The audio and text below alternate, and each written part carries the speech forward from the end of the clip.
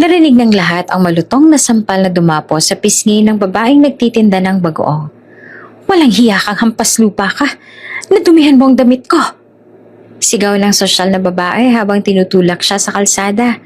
Nanginginig sa takot ang kanyang anak. Mahigpit na kumapit sa laylayan ng nanay niya. Pinagtatawanan sila ng mga tao.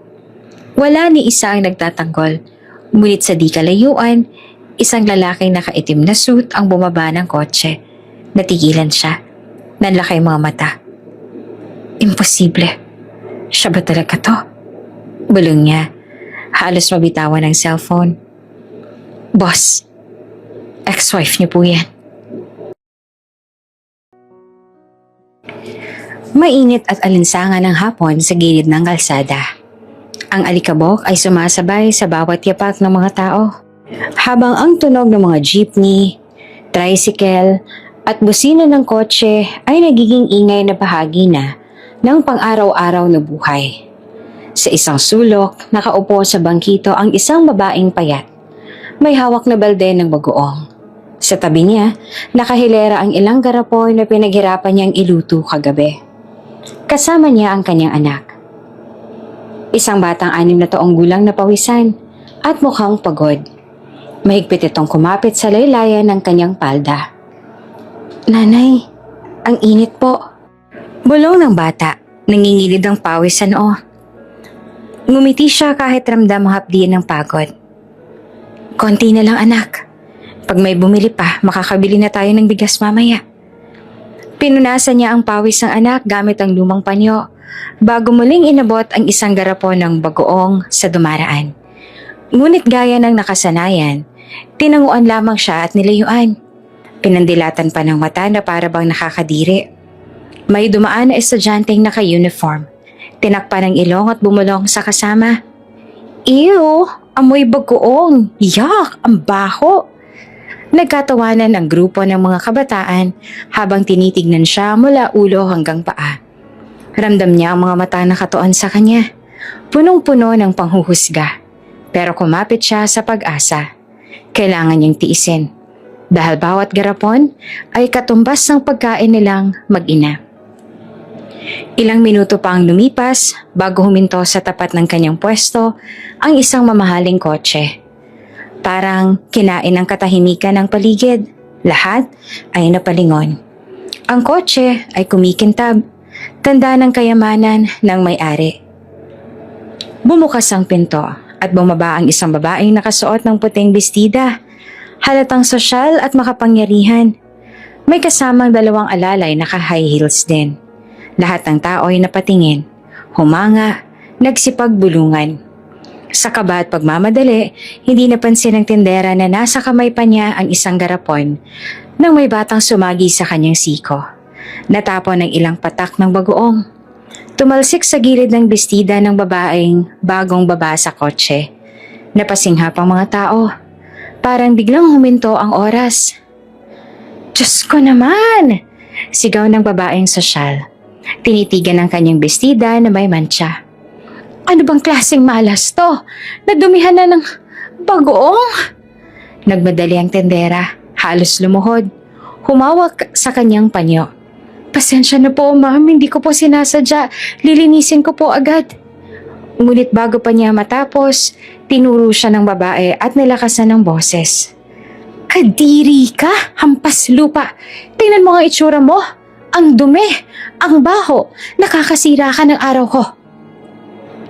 Natahimik ang paligid. Pero unti-unting nagsimula ang mga bulungan. May ilan pang nagsimulang matawa. Grabe, nadumihan ng bagoong. Paano kasi ang dugyot ng tendera? Nag-init ang kanyang mukha. Ramdam niya ang titig ng lahat. Parang siya'y isang hayop na naglaladlad sa gitna ng entablado. Ma'am, sorry po talaga. Muli niyang sambit. Nanginginig ang tinig. Ngunit lalong lumakas ang tinig ng sosyal na babae. Sorry? Do you think sorry can fix this? Alam mo ba kung magkano tong suot ko? Mas mahal pa to kaysa sa buong kinikita mo sa isang taon. Kung meron man kayong kinikita. Nagkatawanan ang mga nakapaligid.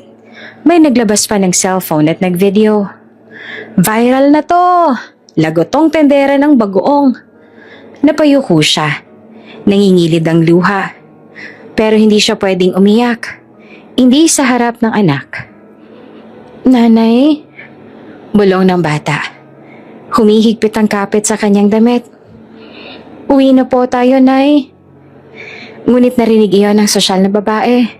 At tila mas ginusto pang dagdagan ng sakit. Yumuko ito ng kaunti. Hinarap ang bata at may ngising mapang-asar. Kawawang bata. Ito ba ang tatay mo? O iniwan na rin kayo kasi wala ring silbi? Kaya kayo ganyan eh. Gutom at dukha. Parang pinagsakluban ng langit at lupa ang tendera. Nanginginig siya, hindi makasagot. Gusto niyang isigaw na huwag idamay ang kanyang anak. Pero parang natuyo ang kanyang lalamunan. Tuloy-tuloy ang mga tao sa pang-aalipusta.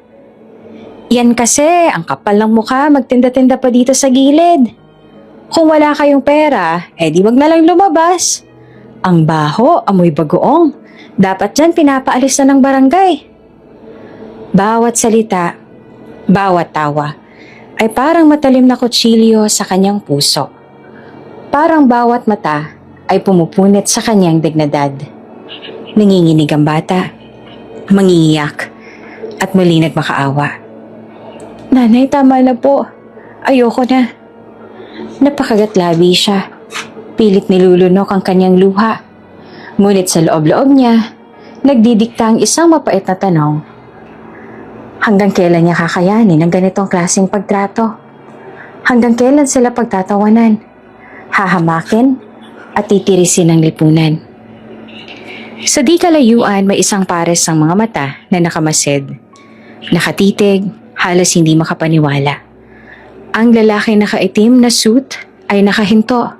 Hawak pa ang cellphone at dahan-dahang bumigat ang paghinga. Umalingaw-ngaw muli ang tunog ng sampal. Mas malakas, mas malutong, at mas nakakasakit. Hindi na siya makatingin ng diretsyo. Namula ang kanyang pisngi. Nanginginig ang tuhod, ngunit pilit pa rin siyang nakatayo. Ayaw magpatalo sa kahihiyan. Ang bata, umiiyak ng todo. Hinahabol ang hininga, habang mahigpit na nakayakap sa kanyang ina. Nanay, tama na po, uwi na po tayo. Nanginginig ang boses ng bata, pero mahigpit ang kapit. Parang ayaw na itong pakawalan ng mundo. Ngunit hindi pa rin tumitigil ang mayamang babae na nakaputing bestida. Diyos ko, tingnan mo nga sarili mo. Walang kwenta. Dukha, nakakadiri. Sabay turo sa babaeng nagtitinda ng bagoong. Parang kutsilyo ang bawat salitang lumalabas sa bibig nito. Bawat salita ay tila dagok. Hindi lang sa pisngi, kundi sa dangal ng isang inang pilit na lumalaban sa buhay. Walang hiya ka? Nagtitinda ka ng bulak na bagoong sa gilid ng kalsada? Tapos nadumihan mo pa ang damit ko na mas mahal pa kaysa sa buong bahay mo? Kung meron man kayong bahay. Nagtawanan ng ilang nakikinig na mga tambay. Ang iba na may nag-video gamit ang cellphone. Grabe ma'am, viral na talaga to. Biro ng isang lalaki nakatsinelas habang hawak ang cellphone. Gusto niyang lumubog sa lupa. Hindi lang siya pinapahiya. Ginagawa siyang palabas para sa libangan ng iba. Ma'am, sorry po talaga, hindi ko po sinasadya. Nanginginig niyang sambit. Pilit pa rin nagmamakaawa. Ngunit bago pa man siya matapos, muling umalingaw-ngaw ang sigaw ng babae. Tumahimik ka. Dukha ka. Wala kang karapatang lumapit sa mga tulad namin. Tingnan mo ang itsura mo. Gutom na gutom, gusgusin, laspag. Ang kapal ng mukha mong lumapit sa kotse ko. Humigpit lalo ang yakap ng bata. Nanay, wag mo na silang kausapin. Uwi na po tayo, nanay. Nanginginig ang maliit na tinig, puno ng takot. Ngunit parang sinadya ng babae na saktan ng damdamin ng mag-ina. Yumuko ito, hinarap ang bata, at may mapanuksong ngiti. Kawawang bata. Kaya siguro iniwan ka rin ng tatay mo. Kaya kayo ganyan eh. Gutom at marumi. Nanginig ang tendera. Hindi niya na nakayanan. Huwag mong idama yung anak ko. Ha? Sa marunong ka pang sumagot. Aba, talagang wala kang hiya. Sabay turo muli sa kanya. Tingnan niyo siya, mga tao. Eto ang halimbawa ng walang pangarap, walang kinabukasan. Isang mabahong tendera ng bagoong na nakakadiri. Parang lumalim ang hukay sa kanyang paanan. Naramdaman niya ang bigat ng mundo. Ang bawat matang nakatuon sa kanya, puno ng panalait at pang-uusisa. Wala ni isang pumagitna. Wala ni isang nagsabing, tama na. Kung dati akala niya ay sanay na siya sa sakit na kahirapan, iba pala ang hapde ng kahihiyan sa publiko. Lalo na't hawak-hawak niya ang kamay ng anak na walang kamuwang-muwang sa kasamaan ng mundo. Nanay, tama na po, huwag na tayong bumalik dito. Bulong ng bata habang hinahabol ang hininga sa iyak. Napayuko siya, tinakpan ang mukha ng palad at doon tuluyan ang bumigay ang mga luha. Ang mga luhang matagal niyang pinipigil sa harap ng anak, ngayon ay umaagos, kasabay ng pawis at alikabok. Ngunit sa likod ng lahat ng ingay, tawanan at bulungan, may isang pares sa mga mata na hindi makapaniwala sa kanyang nasaksihan. Nakatitig, halos nakalimutan ng lahat ng nakapaligid sa kanya. Ang lalaki nakaitim na suit na bumaba mula sa mamahaling sasakyan, nakapako ang tingin sa kanya. Hindi makagalaw, hindi makapagsalita. Boss, bulong ng kanyang assistant na nakatayo sa tabi. Sigurado ako, siya yun. Nanlamig ang bilyonaryo. Parang may dumagan sa kanyang dibdib. Ang babaeng minahal niya noon, ang babaeng akala niya ay matagal nang patay, nakatayo ngayon sa gitna ng kalsada. Hawak-hawak ang isang bata. At sa bawat sigaw na naririnig niya laban dito, unti-unting bumabalik ang alaala, ang dating pangako, ang dating pagmamahal, at ang dating sakit ng pagkawala. Ngunit paano? Paano siyang nabuhay? At ang batang iyon, bakit kamukhang kamukha niya nung bata pa siya? Madilim ang gabi sa maliit nilang inuupahang barong-barong. Ang ilaw ng kandila, ang tanging nagbibigay liwanag habang nakaupo ang babae sa gilid ng banig. Hawak-hawak ang maliit na notebook. Sa tabi niya mahimbing na natutulog ang kanyang anak. Yakap-yakap ang luma at punit na stuffed toy na nakuha pa nila sa isang ukay-ukay. Tahimik siyang nagbuntong hininga. Pinagmamasta ng anak. Ang payat ng katawan nito at halatang kulang sa nutrisyon at madalas sa inuubot sinisinat. Sa tuwing naririnig niya ang ubo ng bata, parang may pumipigla sa kanyang puso. Kaya't ngayong gabi, muling bumalik sa kanya ang isang matagal ng lihim.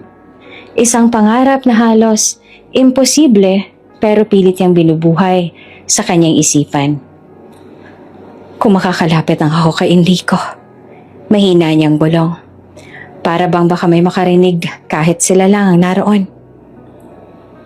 Si Enrico ay ang lalaking minahal niya noon. Ang dating asawa na akala ng lahat ay nawala na rin siya sa buhay nito. Bilyonaryo, makapangyarihan, may sariling imperyo ng negosyo. Ngunit higit sa lahat, ama ng kanyang anak na ngayon ay mahimbing nang natutulog sa kanyang tabi. At walang kamuwang-muwang na mayroong ama sa mundong ito. Matagal niya nang pinapangarap na makalapit dito. Hindi para sa sarili, kundi para sa anak. Para may pagkakataon nitong magkaroon ng mas magandang kinabukasan. Makapag-aral, magkaroon ng doktor para sa kalusugan, at hindi na muling dumanas ng gutom. Ngunit tuwing sinusubukan niyang lumapit, palaging may nakaharang. At iyon ay ang babaeng pinakatatakutan niya. Ang ina ni Enrico, si Doña Gracia. Minsan, naaalala niya ang eksenang parang paulit-ulit na bangungot. Noon, pinilit niyang magtungo sa opisina ng kumpanya ni Enrico. Bitbit ang kanyang anak na sanggol pa lamang. At isang liham na sanay makakapagdudugtong muli sa kanila. Ngunit bago pa man siya makapasok sa gusali, sinalubong nang siya ng malamig na tingin ng ina nito. Wala ka ng karapatan na lumapit kay Enrico. Mariing wika ni Doña Gracia. Hawak ang kanyang braso na halos ipitin siya sa gilid ng pinto. Patay ka na sa paningin ng pamilya namin. At ang batang yan, Wala siyang lugar sa mundong ginagalawan ng anak ko. Tumulo ang luha sa kanyang pisngi habang niyiyakap ang sanggol. Pakiusap, Donya. Kahit para lang sa anak namin, siya ang ama.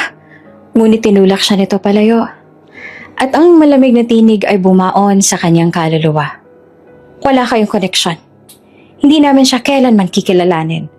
Kung gusto mong mabuhay, lumayo ka na. At mula noon, hindi na siya muling nakapasok. Sa bawat liham na kanyang isinulat, palaging bumabalik na walang sagot. Sa bawat pagkakataong tinangkang magpadala ng mensahe, palaging may nakaharang. Dito niya napagtanto na hindi lang siya basta tinanggal sa buhay ni Enrico. Sadyang pinutol ang lahat ng posibilidad na muling makalapit. Muling bumalik ang luha sa kanyang mga mata habang nakatitig sa anak. Ang inosenteng bata ay walang kaalam-alam sa kalokohang naganap noon. Ngunit alam niyang darating ang araw na magtatanong ito. Darating ang oras na hahanapin nito ang ama. At paano niya ipapaliwanag na ang ama nito ay isang makapangyarihang lalaki na minahal niya ng lubos. Ngunit kinuha ng lipunan at ng mga taong mapanghusga. Na ang lola nito ay isang halimaw na gumawa ng lahat para maputol ang kanilang koneksyon. Sa kanyang dibdib, humigpit ang hawak sa notebook. Binubuksan niya ito at makikita roon ang mga lumang larawan nila ni Enrico. Isang kasal na payak pero puno ng pagmamahalan. Mga litrato sa probinsya, sa bukirin, sa mga sandaling hindi pa nila iniisip ang kayamanan o kapangyarihan, kundi ang simpleng buhay na magkasama. Ngunit ang lahat ay naglaho nang mabalitaan niyang nagliyab ang kanilang baryo noon. Doon siya'y tinuturing na namatay dahil iyon ang pinakalat ni Doña Gracia. Sa puso ni Enrico, paniniwala itong wala na siya. At ngayon, siya'y isang multong muling bumalik sa tunay na mundo. Bitbit ang anak na hindi naman kailanman nakilala ng ama. Huminga siya ng malalim. Pinilit patatagin ang sarili. Alam niyang delikado, ngunit kailangan niyang muling subukan. Hindi siya maaaring sumuko. Dahil kung hindi, paano ang kanyang anak? Pinahid niya ang luha, tsaka marahang hinaplos ang buhok ng bata. Balang araw, anak, makikilala mo rin siya. Makikita mo rin ang ama mo. Kahit anong mangyari, gagawin ko ang lahat para doon. Sa labas, dumadagundong ang mga jeep at busina ng mga tricycle. Ang mundo'y tuloy sa pagiging magulo at walang awa. Ngunit sa loob ng kanyang maliit na silid, nananatiling buo ang kanyang pangarap. Isang lihim ng nakaraan na gusto niyang gawing daan sa hinaharap ng anak. Hindi niya alam kung papaano o kailan. Ang alam lang niya, kahit ilang beses siyang hadlangan ni Doña Gracia, hindi siya susuko. Kahit gaanong kasakit, kakayanin niya. Dahil ang isang ina, handang isugal ang lahat para sa kanyang anak. At sa gabing iyon, habang unti-unti siyang napapapikit sa sobrang pagod, isang bagay ang malinaw sa kanyang puso. Hindi magtatapos sa kahirapan ang kanilang kwento. At hindi habang buhay na ipagkakait sa kanya ang pagkakataon na makalapit sa lalaking minsan niyang minahal at muling ipaglaban ang karapatan ng kanilang anak. Sa loob ng isang marangyang mansyon na napapalibutan ng marmol na haligi at chandelier na kumikislap, nakaupo si Doña Gracia. Sa mahabang mesa ng hapagkainan, mahigpit ang hawak niya sa tasa ng kape habang nakamasid sa kanyang anak na si Enrico. Naabala naman sa pagbubuklat ng mga dokumento bago pumasok sa opisina. Sa bawat kilos ng lalaki, tila ba nakabantay ang ina. Handa laging magbigay ng opinyon o utos. Enrico, malamig na wika ni Doña Gracia. Siguraduhin mo hindi ka malilate sa lunch meeting mo kasama ang mga investors. Tandaan mo, bawat galaw mo pinagmamasdan ng media. Isang pagkakamali mo lang, masisira ang pangalan ng kumpanya. Tumango naman si Enrico. Halos hindi na nagulat sa tono ng ina. Yes, ma. Alam ko.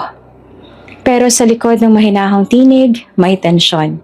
Hindi siya ganap na malaya.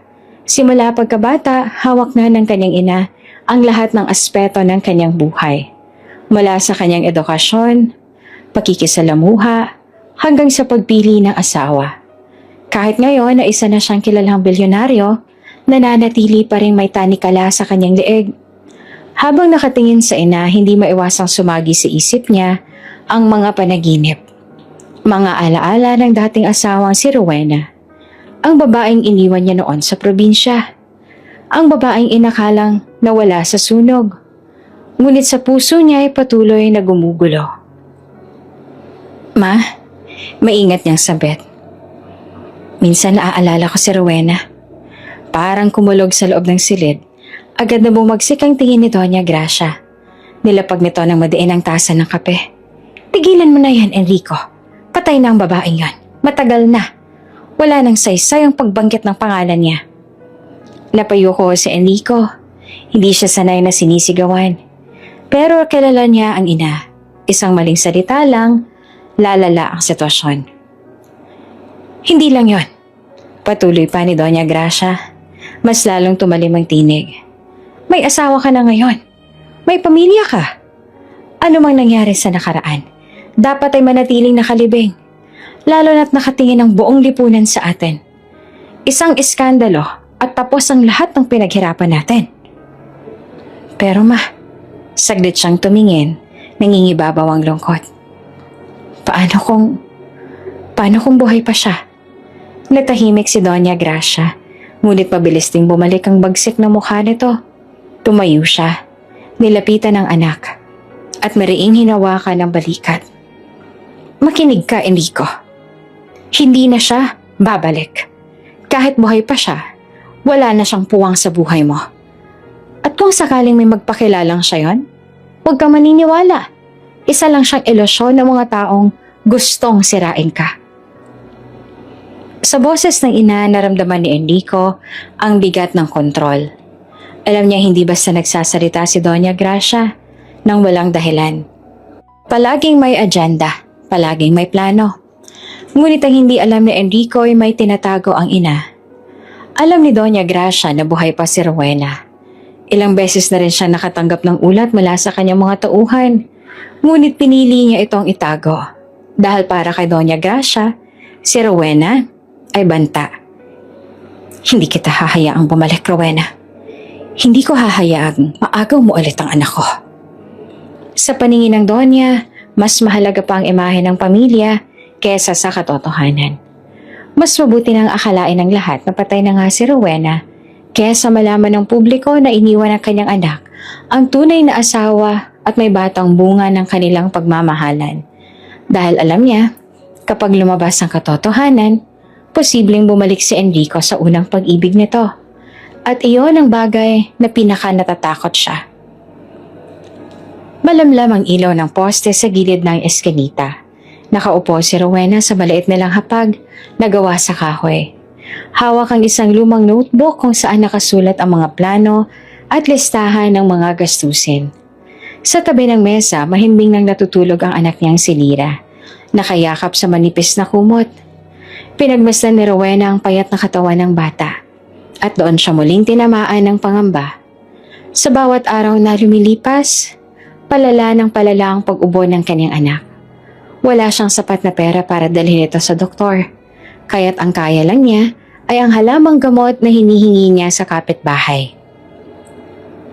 Hinaplos niya ang buhok ng bata, pilit na pinapakalma ang sarili. Anak, pasensya ka na ha, bulong niya. Halos pabulong na nakikipag-usap sa hangin. Kung kaya ko lang lumapit sa tatay mo nang walang humahadlang. Ngunit alam niyang imposibleng mangyari iyon. Ilang beses na niyang sinubukan. Ilang liham na ang kanyang isinulat. Ngunit bago pa man makarating kay Enrico, palaging nasa kamay na ito ni Doña Gracia. At palaging naglalaho na parang usok. Sa puso ni Rowena, gusto niyang ipasigaw sa mundo ang totoo. Nabuhay siya at may anak silang dalawa ni Enrico. Ngunit pinipigilan siya ng konsensya dahil alam niyang kapag nalaman ng publiko, isang iskandalo ang sasabog. Masisira ang pangalan ng lalaki, pati na rin ang kumpanyang pinaghirapan nito. Kaya't pinili niya ang tahimik na landas. Masakit man, tiniis niyang itago ang lahat. Ang tunay na dahilan, ang dignidad ng kanyang anak. Ayaw niyang lumaki ito na pinagtatawanan. Sinasabihang anak sa labas o kaya'y bunga ng isang iskandalong pilit tinatago ng lipunan. Sa gabi ng katahimikan, bumalik sa isip niya ang isang eksenang noong ngang nakaraang linggo. Nakita niya si Enrico sa isang lumang dyaryo. May kasamang larawan kasamang bagong asawa at kanilang anak. Nakasulat ang headline, Villarreal Empire, A Family Untouched by Scandal. Napakagatlabi siya. Alam niyang siya ang bahaging tinanggal sa larawan. Ang bahaging pilit na inililibing. Ngunit imbes na galit ang manaig, mas nangibabaw ang isang kakaibang damdamin. Pagtanggap. Kung doon ka masaya, Enrico. Bulong niya't nakatingin sa dyaryo na inipit sa notebook. Hindi ka sisirain ang mundo mo. Hindi ko ipapamukha sa kanila na may nakaraan tayong hindi mo malilimutan. Ngunit sabay ng pagtanggap ay naroon ang sakit. Tuwing naiisip niyang wala malang karapatan si Lira na makilala ang tunay na ama, para bang hinihiwa ang kanyang puso. Ngunit agad din niyang tinatapalan ng rason. Para kay Lira din ito. Kung tatahimik siya, hindi mababahira ng dungis ang pangalan ng anak. Doon niya muling naramdaman ang bigat ng pagiging ina. Ang sakripisyo, ang tahimik na paglunok ng luha habang pinipiling huwag ilantad ang katotohanan, kahit siya mismo ay nalulunod na sa pagdurusa. Kinabukasan, nagising si Lira ng maaga. Lumapit ito sa kanya habang siya'y naglalako ng bagoong sa garapon. Nay! Tanong ng bata. Inosente ang mga mata. Bakit po wala tayong tatay? Parang tinusok naman ng libong karayom ang dibdib ni Rowena. Natigilan siya. Halos hindi makasagot. Anak, ngumiti siya kahit nangingilid ang luha. Nasa malayo ang tatay mo. Pero mahal ka niya, kahit hindi mo siya kasama. Ngumiti si Lira at walang halong pagdududa. Ganun po ba? Okay lang, Nay. Basta kasama kita, masaya na ako. At doon tuluyang bumagsak ang luha ni Rowena ng palihim. Minsan sa gabi napapaisip siya. Ano kaya kung ibunyag niya ang lahat? Ano kaya kung lumapit siya kay Enrico at ipagsigawan na anak nito si Lira? Siguro'y magkakaroon sila ng mas magandang buhay, masarap na pagkain, magandang bahay, at doktor na mag-aalaga sa anak. Ngunit sa kabilang banda, iniisip niya ang kahihinatnan. Ang kahihiyan na pwedeng sumabog sa lipunan. Ang galit ni Doña Gracia. Ang mas malaking gulong maaaring bumalot kay Enrico. At kapag nangyari yon, baka si Lira ang pinaka magdurusa. Kaya't mas pinili niya ang manahimik. Balang araw, anak. Bulong niya habang nakayakap sa bata bago matulog. Balang araw, mararamdaman mo rin ang lahat ng ginawa ko. Lahat ng sakit na tiniis ko ay para sa'yo. Para hindi ka lumaking pasan ng bigat ng aking nakaraan. Sa dilim ng gabi, tanging mga hikbi ni Rowena ang narinig. Ngunit sa puso niya nananatiling matatag ang kanyang pasya. Itatago niya ang lahat, kahit masaktan siya. Sapagkat iyon ang sakripisyo ng isang ina. Ang ilibing ang sarili para mabuhay ang anak. Sa isang mansyon na tila palasyo, nakatayo sa gitna ng malawak na hardin na puno ng imported na rosas at fountain na ginto ang disenyo. Naglalakad si Enrico Villarreal, nakasuot ng puting barong na pinatahi pa sa malan. Habang abalang mga katulong at gwardiya sa kani-kanilang tungkulin, siya na may tila hindi mapakali. Sir, ito po ang schedule ninyo ngayon, sabi ng kanyang secretary habang hawak ang tablet. May lunch meeting with the Japanese investors. Pagkatapos ay board presentation. Sa gabi naman ay charity gala kasama ng inyong asawa, si Ma'am Eliza. Tumango si Enrico, ngunit hindi nakinig ng buo. Sa totoo lang, sanay na siya sa ganitong buhay. Lahat ay nakaayos. Lahat ay kumikinang. Lahat ay pinaplano ng iba. Ngunit sa kabila ng kayamanan, sa kabila ng kapangyarihan, may puwang sa kanyang dibdib na hindi mapunan.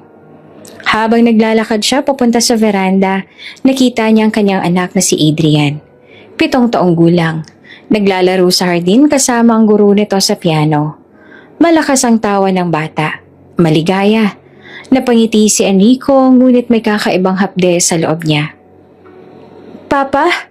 Tawag ng bata nang makita siya. "Halika po, tugtugan tayo." Lumapit siya at hinaplos ang ulo ng anak. "Mamaya na anak, kailangan pa ni Papa na magtrabaho." Ngumiti si Adrian, pero hindi maitatanggi ang lungkot sa mga mata nito. Palaging abala ang kanyang ama, palaging wala. Sa veranda, dumating si Eliza, ang kasalukuyang asawa ni Enrico. Elegante at pino, suot ang mamahaling alahas. Lumapit ito at magaan na hinalikan ng pisngi ng lalaki. "Darling, don't forget about the gala tonight. Lahat ng prominent families invited. We have to look perfect." "Of course," sagot naman ni Enrico na walang emosyon. Habang nagsasalita si Eliza tungkol sa gown na isusuot at kung anong headline ang ilalabas ang lifestyle magazines bukas, ang isip ni Enrico ay lumilipad. Sa tuwing tititig siya sa asawa, may bahagi ng puso niya ang nagsasabing, tama ito, maayos, elegante. Bagay sa imahe ng Villarreal family. Ngunit sa pinakailalim ng kanyang damdamin, may boses na bumubulong. Hindi siya si Rowena. Kinagabihan habang nakahiga sa king-sized bed na may puting kumot, hindi siya makatulog. Katabi niya si Eliza na mahimbing nang natutulog. Ngunit ang kanyang mga mata ay nakatitig sa kisame. Pinikit niya ang mga mata at doon ay muling bumalik ang alaala. Sa kanyang panaginip nakita niya si Rowena. Nakasuot ng simpleng damit. Nakangiti. Hawak ang kanilang mga kamay sa ilalim ng araw ng probinsya. Ang halakak nito, ang tinig, ang mga mata, lahat ay sariwa pa rin sa kanyang alaala.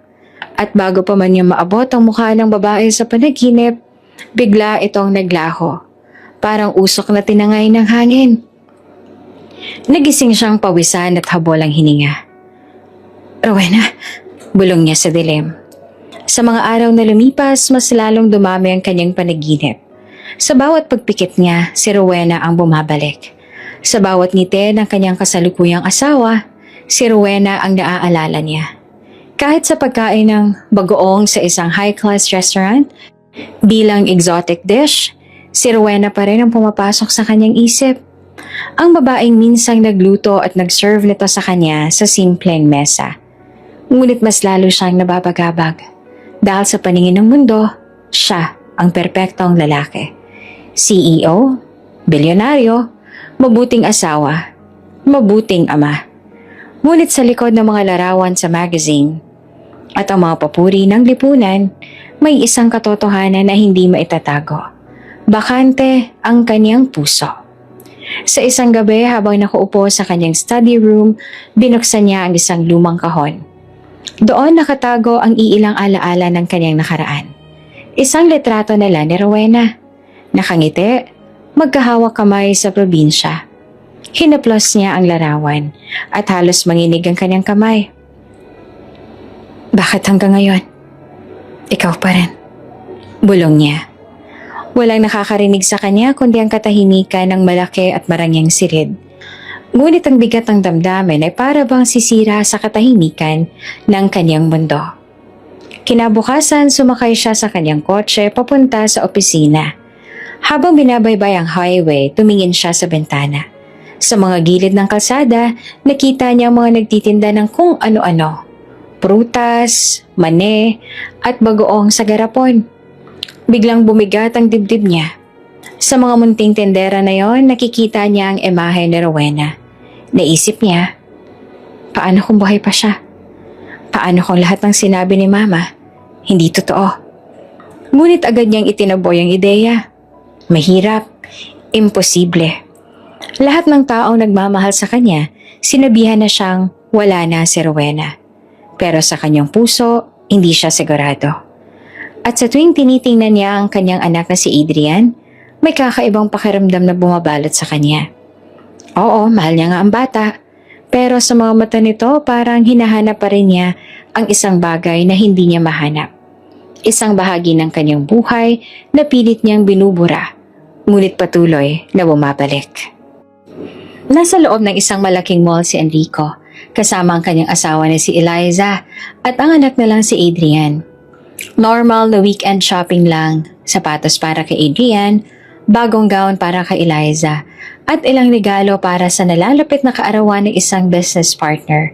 Lahat ay maayos, lahat ay kumikinang, lahat ay sakto para sa imaheng perpektong pamilya na madalas ilathala ng lifestyle magazines. Ngunit habang nakapila sila sa cashier ng isang high-end boutique, biglang napatingin si Enrico sa kabilang pasilyo. Isang babaeng payat, nakasombrero at bitbit ang basket ng mga panindang bagoong ang naglalakad. Kasama nito ay ang isang batang babae na kumakapit sa laylayan ng kanyang palda. Mula sa gilid ng kanyang mata ay parang bumilis ang tibok ng puso niya. Rowena? Mahinang bulong niya. Halos hindi siya makapaniwala. Darling, are you okay? Tanong ni Eliza. Hindi niya napansin ang pag-aalala sa mukha ng asawa. Agad siyang kumurap. Pero nang balikan niya ang tingin ng pasilyo, wala ng babae. Tila nilamon na ito ng dagsa ng tao. Nothing, mabilis siyang sagot. I'm fine. Ngunit sa loob-loob niya, hindi siya mapakali. Kinabukasan, nasa opisina naman siya. Matapos ang mahabang meeting, nagpasya siyang mag-drive ng mag-isa pa uwi. Sa isang intersection, napansin niya ang mga naglalako sa gilid ng kalsada. Mga nagbebenta ng prutas, mani at mga garapon ng bagoong. At doon muli niyang nakita. Isang babae, nakatalikod. Pero pamilyar ang hulma ng katawan. Ang tikwas ng buhok, ang simpleng paraan ng pagkilos. Kasama nito ang isang batang babae na hawak ang kamay niya. Boss, stop the car. Utos niya agad sa driver. Sir? Nagulat naman ang driver ngunit agad ding nagpreno. Bumaba si Enrico, mabilis na lumapit. Ngunit pagdating niya sa pwesto, isang matandang babae ang nandoon. Hindi si Rowena. Natawa pa ito tinanong. Bibili ho kayo ng bagoong, sir? Natigilan siya at napakamot sa sentido. Hindi. Pasensya na. Muling bumigat ang dibdib niya. Bakit ganon? Bakit kahit saan ko tingnan, siyang nakikita ko?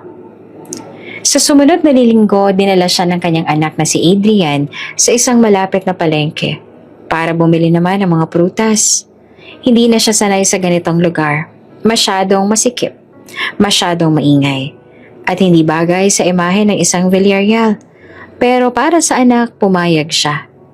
Habang abala si Adrian sa pagpili ng mangga, si Enrico na may biglang napatitig sa isang pwesto ng tuyo at bagoong. At doon parang huminto ang oras niya.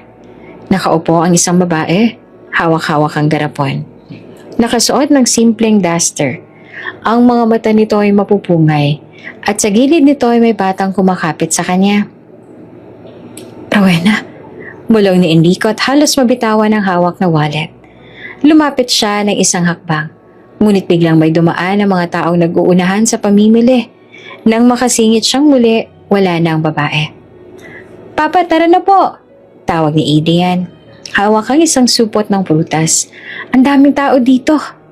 Napalingon siya sa anak at napilitan siyang umiti. Sige anak. Ngunit sa loob-loob niya ay patuloy na kumakabog ang dibdib niya. Sa mga gabing tahimik, lalo siyang hindi makatulog. Hindi na lamang panaginip ang bumabalik, pati mga guni-guni sa araw. Nakikita niya si Rowena sa mga mata ng mga estranghero, mga palengke, sa kalsada. Minsan habang nakaupo sa veranda ng kanilang mansyon, may nakikita siyang babae sa kabilang kalsada. Nakatayo at nakatingin sa direksyon nila. Nakatagilid ang mukha pero pamilyar ang anyo. Tumayo siya agad. Pero bago pa siya makalapit, umalis na ito. Tila naglaho sa dilim. Bakit ganito? Tanong niya sa sarili. Bakit hindi ko siya makalimutan? At bakit pakiramdam ko, hindi siya patay? Ngunit sa tuwing nagtatangka siyang magtanong sa ina, agad itong tumataliwas. Rowena is gone, Enrico. Matagal na. Don't torture yourself. Ngunit ang puso niya ay hindi kumbinsido. Isang gabi habang nasa gala sila ni Eliza, Dumaan sila sa isang charity exhibit. May painting ng isang babae na nagtitinda sa palengke. Payat, nakayuko, may dalang bata. Hindi ito obra na gawa ng isang kilalang artist. Ngunit sa mata ni Enrico, tila litrato ito ng kanyang nakaraan. Hindi siya makakilos sa kinatatayuan. "Darling, are you okay?" Tanong ni Eliza. Hinawakan ng braso niya. Nothing." Mahina niyang sagot. Ngunit hindi inalis ang tingin. Muli siyang nagising sa isa na namang panaginip. Nandoon si Rowena, nakatingin sa kanya. May luha sa mata. Sa likod nito ay may batang babae na hawak-hawak ang kanyang kamay. Ngunit bago pa man siya makalapit, biglang sumiklab ang apoy at muli silang nawala. Nagising siya, pawisan, hinahabol ang hininga. Kung guni-guni lang to, bakit parang totoo? Bulong niya at nakatingin sa dilim ng kanyang silid.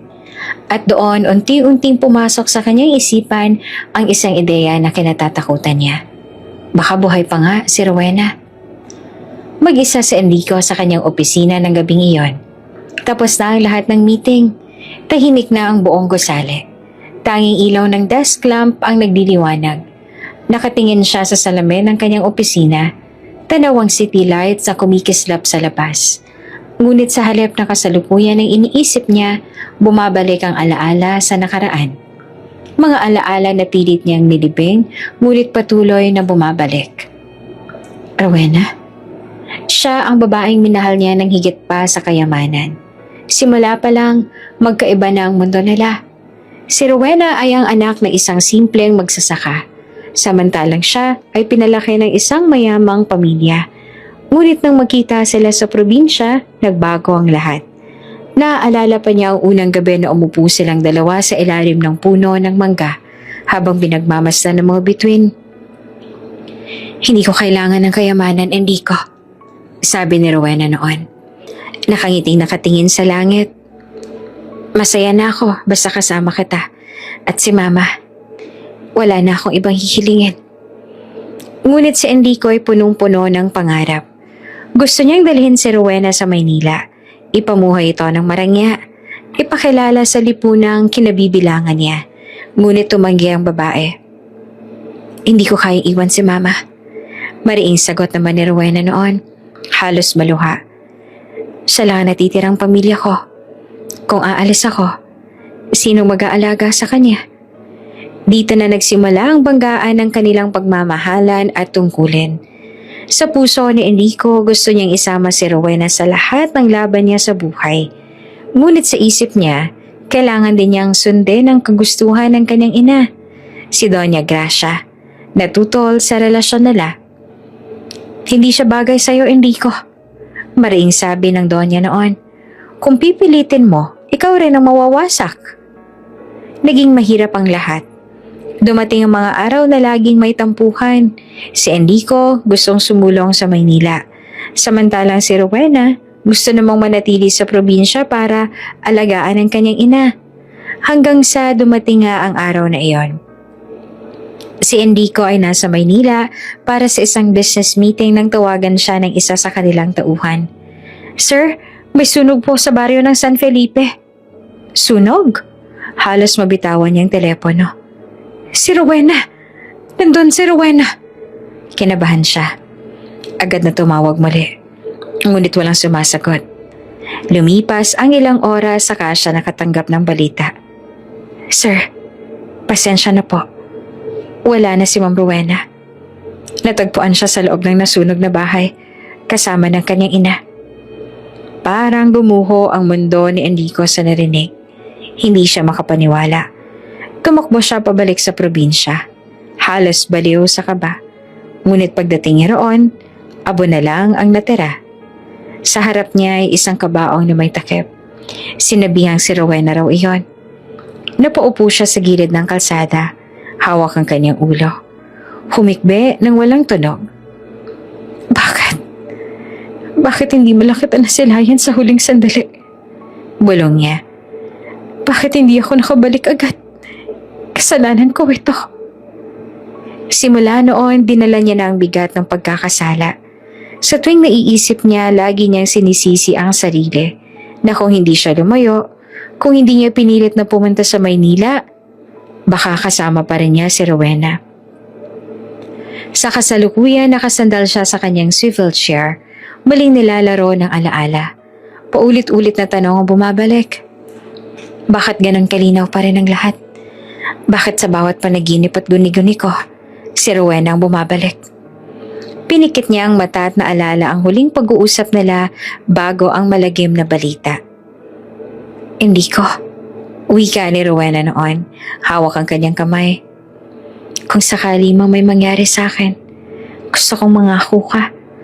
Huwag mong kakalimutan ang pagmamahala natin.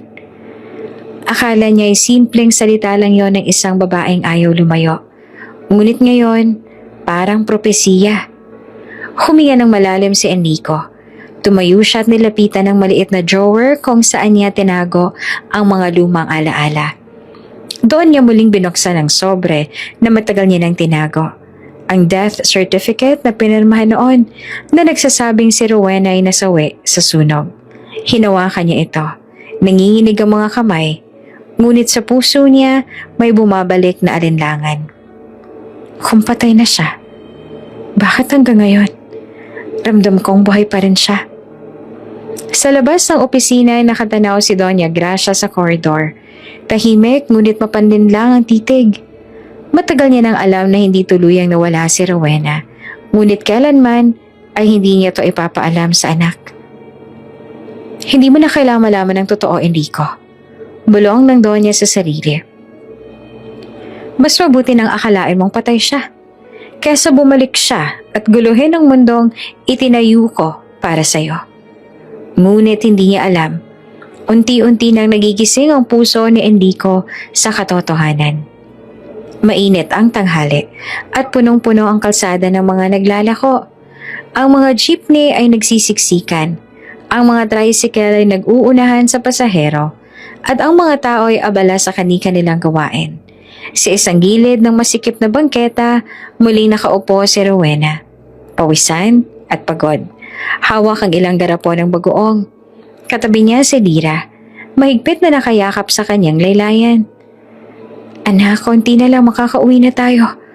Bulong ni Rowena. Pinipilit na ngumiti. Ngunit sa likod ng kanyang ngiti, naroon ang pangamba. Sa bawat araw na lumilipas, mas mahirap na ang pagtitinda. Mas dumadami ang pangungutya ng mga tao. Ngunit wala naman siyang pagpipilian. Kailangan niyang itaguyod ang anak. Ngunit sa araw na iyon, isang insidente ang muling magbabago ng lahat. Isang mamahaling kotse ang huminto sa harap ng bangketa. Bumaba mula rito ang isang sosyal na babae. Nakasuot ng mamahaling puting bestida at may kasamang dalawang alalay. Parang eksena mula sa ibang mundo.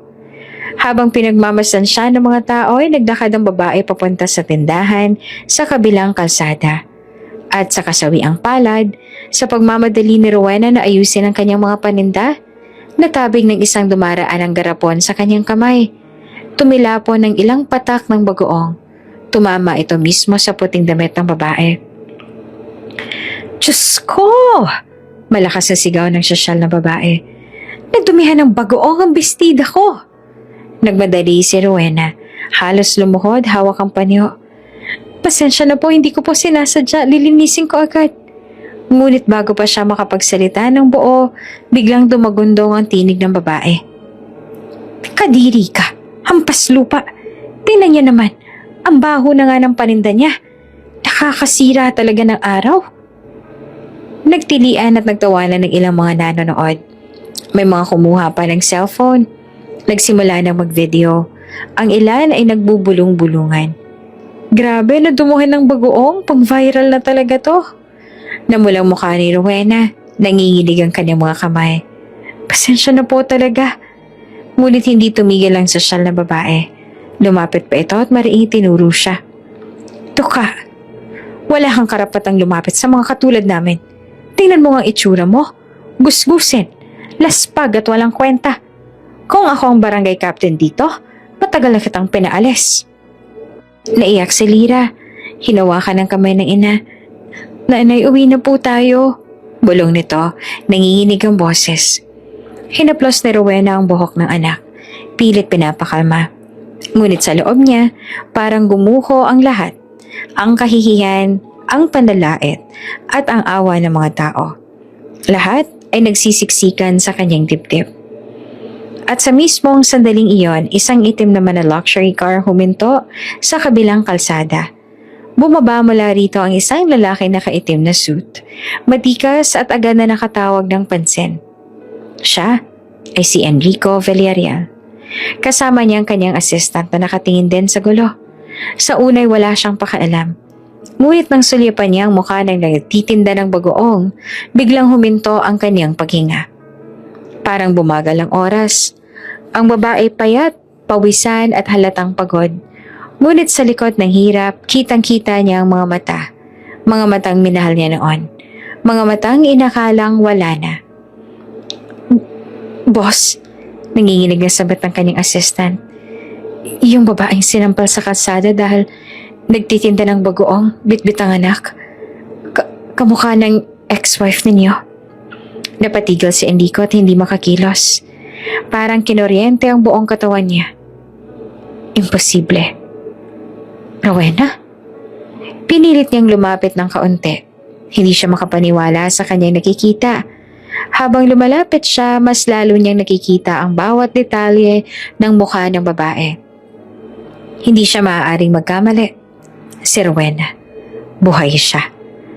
Nanlaki naman ang mga mata ni Rowena nang mapansin ang lalaking nakatingin sa kanya mula sa di kalayuan. Halos matigilan siya.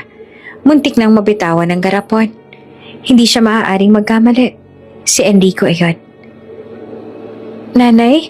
Tanong pa ni Lira, napansin ang biglang pagkatulala ng ina. Sino po yun? Napalingalinga si Rowena. Nanginginig ang labi. Wala anak. Wala yun. Ngunit sa loob niya, para siyang binabayo ng libo-libong alaala. Ang sosyal na babae, patuloy pa rin sa pangiinsulto. Dapat talaga pinapaalis ang mga tulad mo dito. Nakakasira ka sa imahe ng kalsada. At yung anak mo? Kung anong ina, ganun din ang magiging anak.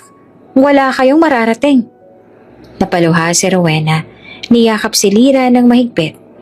Ngunit sa kanyang gilid na paningin, hindi pa rin niya iniwan ang titig ni Enrico.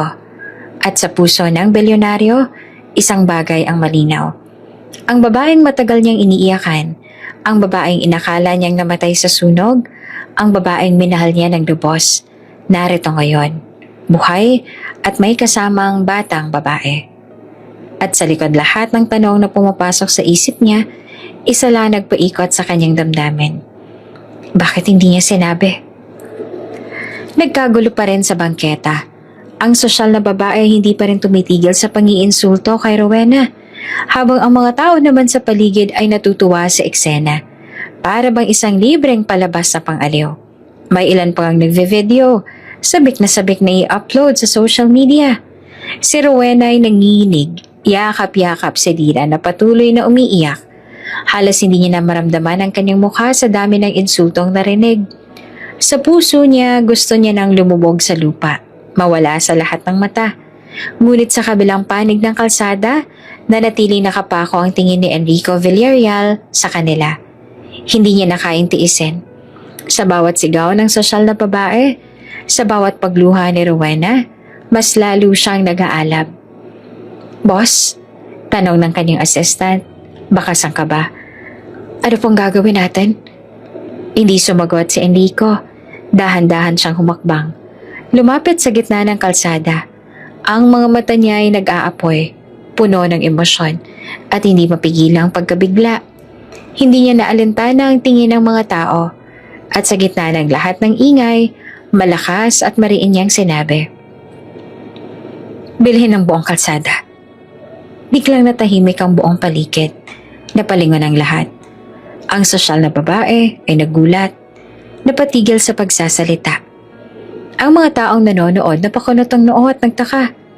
Sino bang lalaking to na may tapang na sumigaw ng ganon? Ngunit nang makilala nila, unti-unting kumalat ang bulungan. Si Enrico Villarreal yan, yung bilyonaryo. Hala, ba't nandito siya? Muling sumigaw si Enrico ng mas mariin, mas puno ng galit. Iligtas ang mag-ina ko. Natigilan si Rowena. Halos hindi siya makahinga sa narinig. Mag-ina? Ang mga salitang yon ay tumago sa kanyang puso. Parang sagot sa lahat ng panalangin na matagal niya nang inilihim. Ngunit kasabay ng ginawa ay naroon ang takot. Paano ko malaman ang lahat ang totoo? Agad na lumapit ang mga bodyguard at tauhan ni Enrico. Pinagtulungan silang hatakin palayo mula sa gitna ng kalsada. Ang mga taong nanonood biglang natahimik at halos hindi makapaniwala sa kanilang nakita. Ang sosyal na babae na kanina'y malakas ang loob ay biglang nanlumo. Boss, ano pong ibig sabihin nito? Pautalo-talo nitong tanong. Hindi makatingin ng diretsyo. Hindi man lang siya pinansin ni Enrico. Diretso siyang lumapit kay Rowena, marahang inangat ang baba nito. At nang magtagpo ang kanilang mga mata, para silang bumalik sa nakaraan. Rowena, mahina ngunit mariing sambit ni Enrico. Buhay ka. Naluha naman si Rowena, hindi siya makapagsalita. Gusto niyang sumagot. Gusto niyang sumigaw ng katotohanan, ngunit wala siyang lakas. Hawak niya si Lira at iyon na nagpapaalala sa kanya kung bakit siya nananahimik sa lahat ng taon.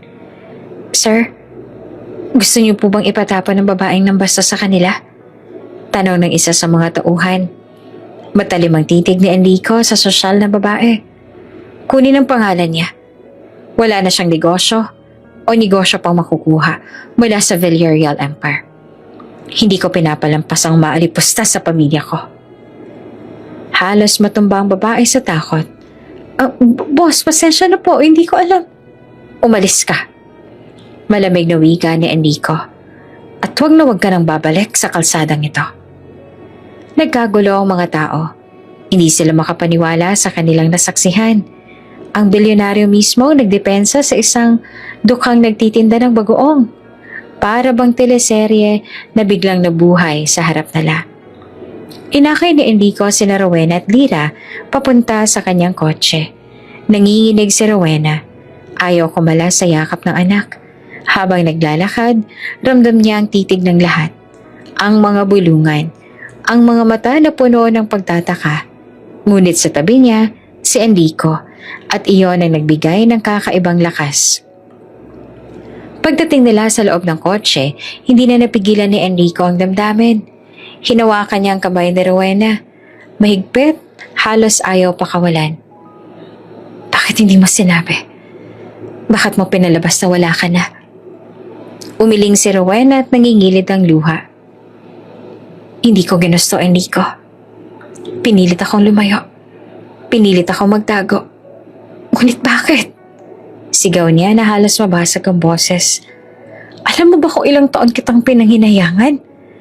Araw-araw iniisip kong kasalanan ko lahat na hindi kita nailigtas sa sunog na yon. Napaiyak si Rowena. Niyakap si Lira ng mahigpit. Ginawa ko lang to para sa kanya. Para sa anak natin. Ayoko masira ang pangalan mo. Ayoko masira ang kinabukasan niya. Napatitig si Enrico kay Lira. Sa unang pagkakataon, tiningnan niya ng mabuti ang bata. At doon niya nakita ang kanyang sariling mga mata. Ang kanyang ngiti noong bata pa siya. Nanlaki ang mga mata niya. Diyos ko, siya ba? Hindi naman nakasagot si Rowena. Ngunit sa katahimikan, sapat na ang lahat. Habang muling umuusad ang kotse, muling sumulyap si Enrico sa labas. Ang kalsadang kanina'y puno ng ingay at pang-aalipusta, ngayon tila isa ng lugar ng pagbabagong buhay.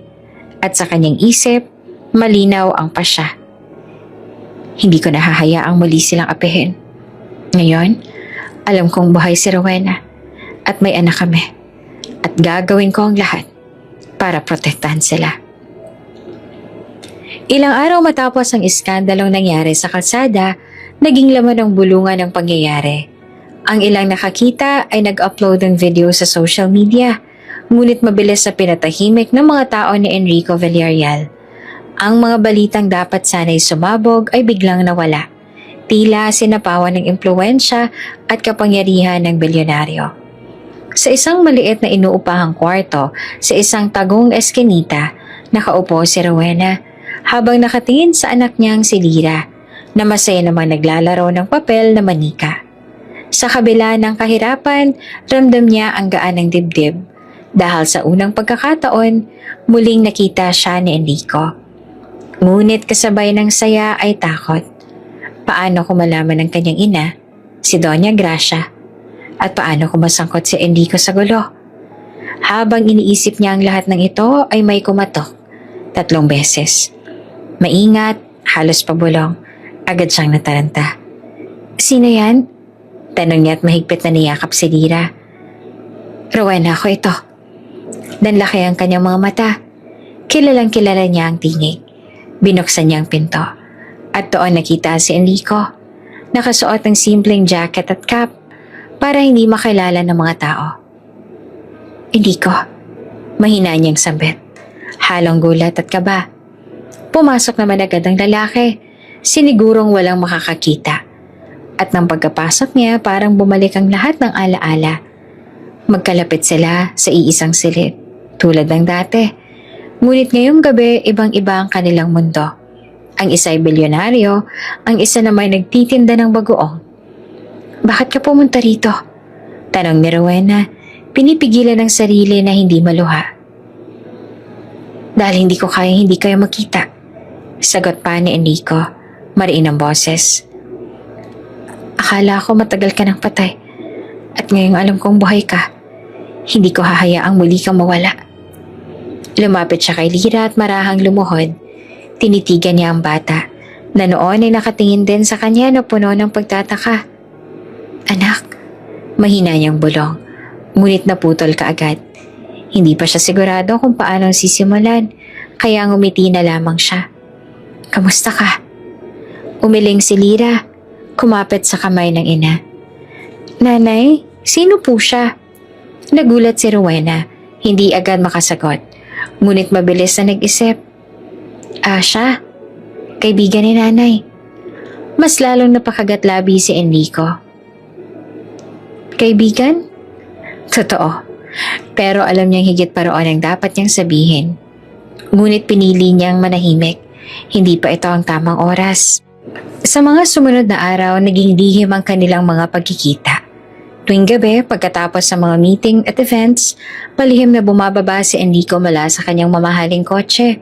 Naglalakad sa makitid na eskinita para marating ang maliit na inuupahang kwarto ni Rowena. Doon sila nagkakasama, kumakain ng simpleng lugaw, nag-uusap ng mga bagay na matagal nang nawala sa kanila. At sa tuwing nakikita niyang masaya si Lira, mas lalong lumalalim ang kanyang pasya. Protektahan sila, anuman ang mangyari. "Hindi mo ba alam kung gaano kita hinanap?" Minsan ay sampit ni Enrico habang nakatitig kay Rowena. "Araw-araw, Rowena. Akala ko wala na ako. Akala ko ako ang may kasalanan kung bakit nawala ka."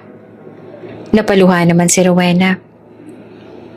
"At ako naman, araw-araw iniisip ko kung dapat ba akong lumapit. Pero naisip ko, masisira lang ang buhay mo. Masisira ang pangalan mo, kaya't pinili kong manahimik."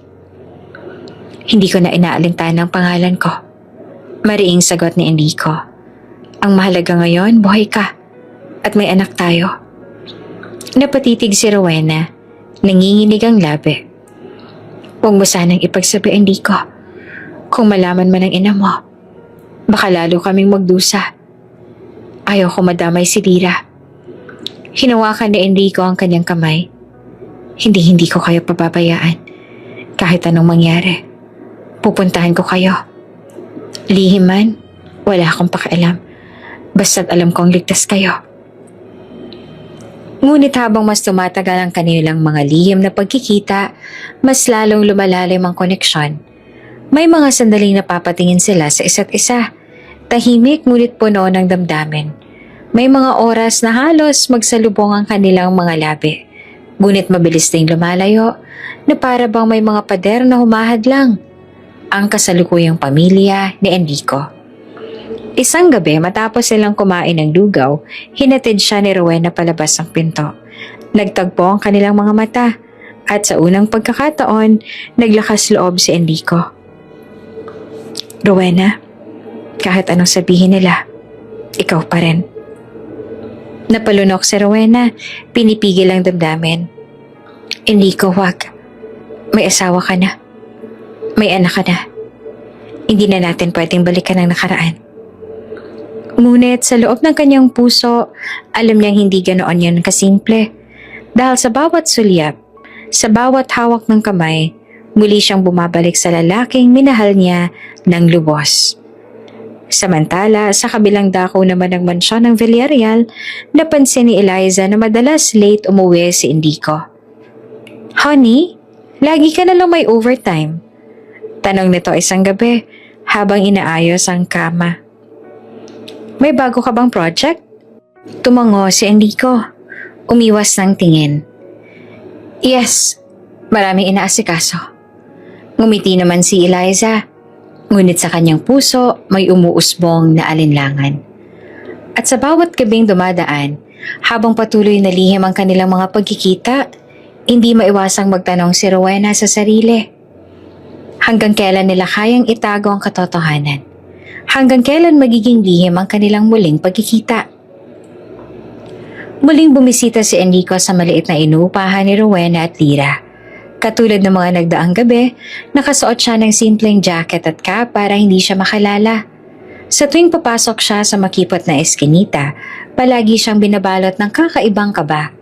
Pero kasabay nito ay may mainit ng damdamin na hindi niya maipaliwanag. Pagkapasok niya, agad siyang sinalubong ni Lyra. Kuya! Masayang tawag ng bata. Hindi alam na siya ang tunay nitong ama. Napatawa si Enrico. Agad na yumuko at niyakap ang bata. Oh, kamusta ang prinsesa? Masaya po kasi binilan ako ni nanay ng candy kanina. Ipinakita pa ni Lyra ang maliit na tsokolate na parang kayamanang hawak-hawak niya. Tinitigan siya ni Enrico. At sa mga mata ng bata, nakikita niya ang sarili. Ang ngiti, ang mga mata, hindi siya maaaring magkamali. At sa bawat sandali, mas lalo niyang nararamdaman ang ugnayan nila. Sa isang tabi, tahimik na nagmamasid si Rowena. Pilit niyang pinipigil ang sariling mapaluha habang nakikita ang dalawa. Hindi alam ng anak ang katotohanan. Ngunit ramdam niya ang tuwa sa bawat pagkikita nila. Pagkatapos ng hapunan nilang tatlo, isang simpleng lugaw at pritong toyo, nagpaalam na si Lyra na matutulog na. Hinaplos nito ang pisngi ni Enrico bago pumasok sa banig. Kuya, balik ka ulit ha? Promise? Promise. Sagot naman ni Enrico at pinisil ang kamay ng bata. Naiwan silang dalawa ni Rowena sa mesa. Tahimik at tanging tunog ng kuliglig sa labas ang naririnig. Kapwa sila hindi makatingin ng diretsyo. Dahil sa bawat pagkakaupo nila ng magkalapit, damang-dama nila ang tibok ng kanilang mga puso. Enrico, may hinawi ka ni Rowena na nakatingin sa sahig. Hindi ka na dapat bumabalik dito gabi-gabi. Delikado. Paano kung malaman ng asawa mo? Paano kung malaman ni Doña Gracia? Napahawak siya kay Rowena at mariin ang boses. Hindi ko kayang hindi kayo makita araw-araw. Inahanap kayo ng mga mata ko. Hanap ko ang mata mo. Hanap ko ang anak natin. Napatitig naman si Rowena. At sa saglit na iyon, parang bumalik sila sa nakaraan. Ang panahon na wala pang hadlang, wala pang intriga. Sila lang dalawa laban sa mundo. Pero hindi na tayo dapat ganito, Enrico. Mahina niyang tugon, nangingilid ang luha. May asawa ka na. May anak ka na sa iba. Lumapit si Enrico. Dahan-dahang hinawakan ng kanyang kamay. Mainit, mahigpit, puno ng pananabik. Pero Rowena, ikaw pa rin. Kahit ilang taon pang lumipas, ikaw pa rin ang laman ng puso ko. Hindi na nakapagsalita si Rowena. Nang tumingin siya kay Enrico, nagtagpo ang kanilang mga mata.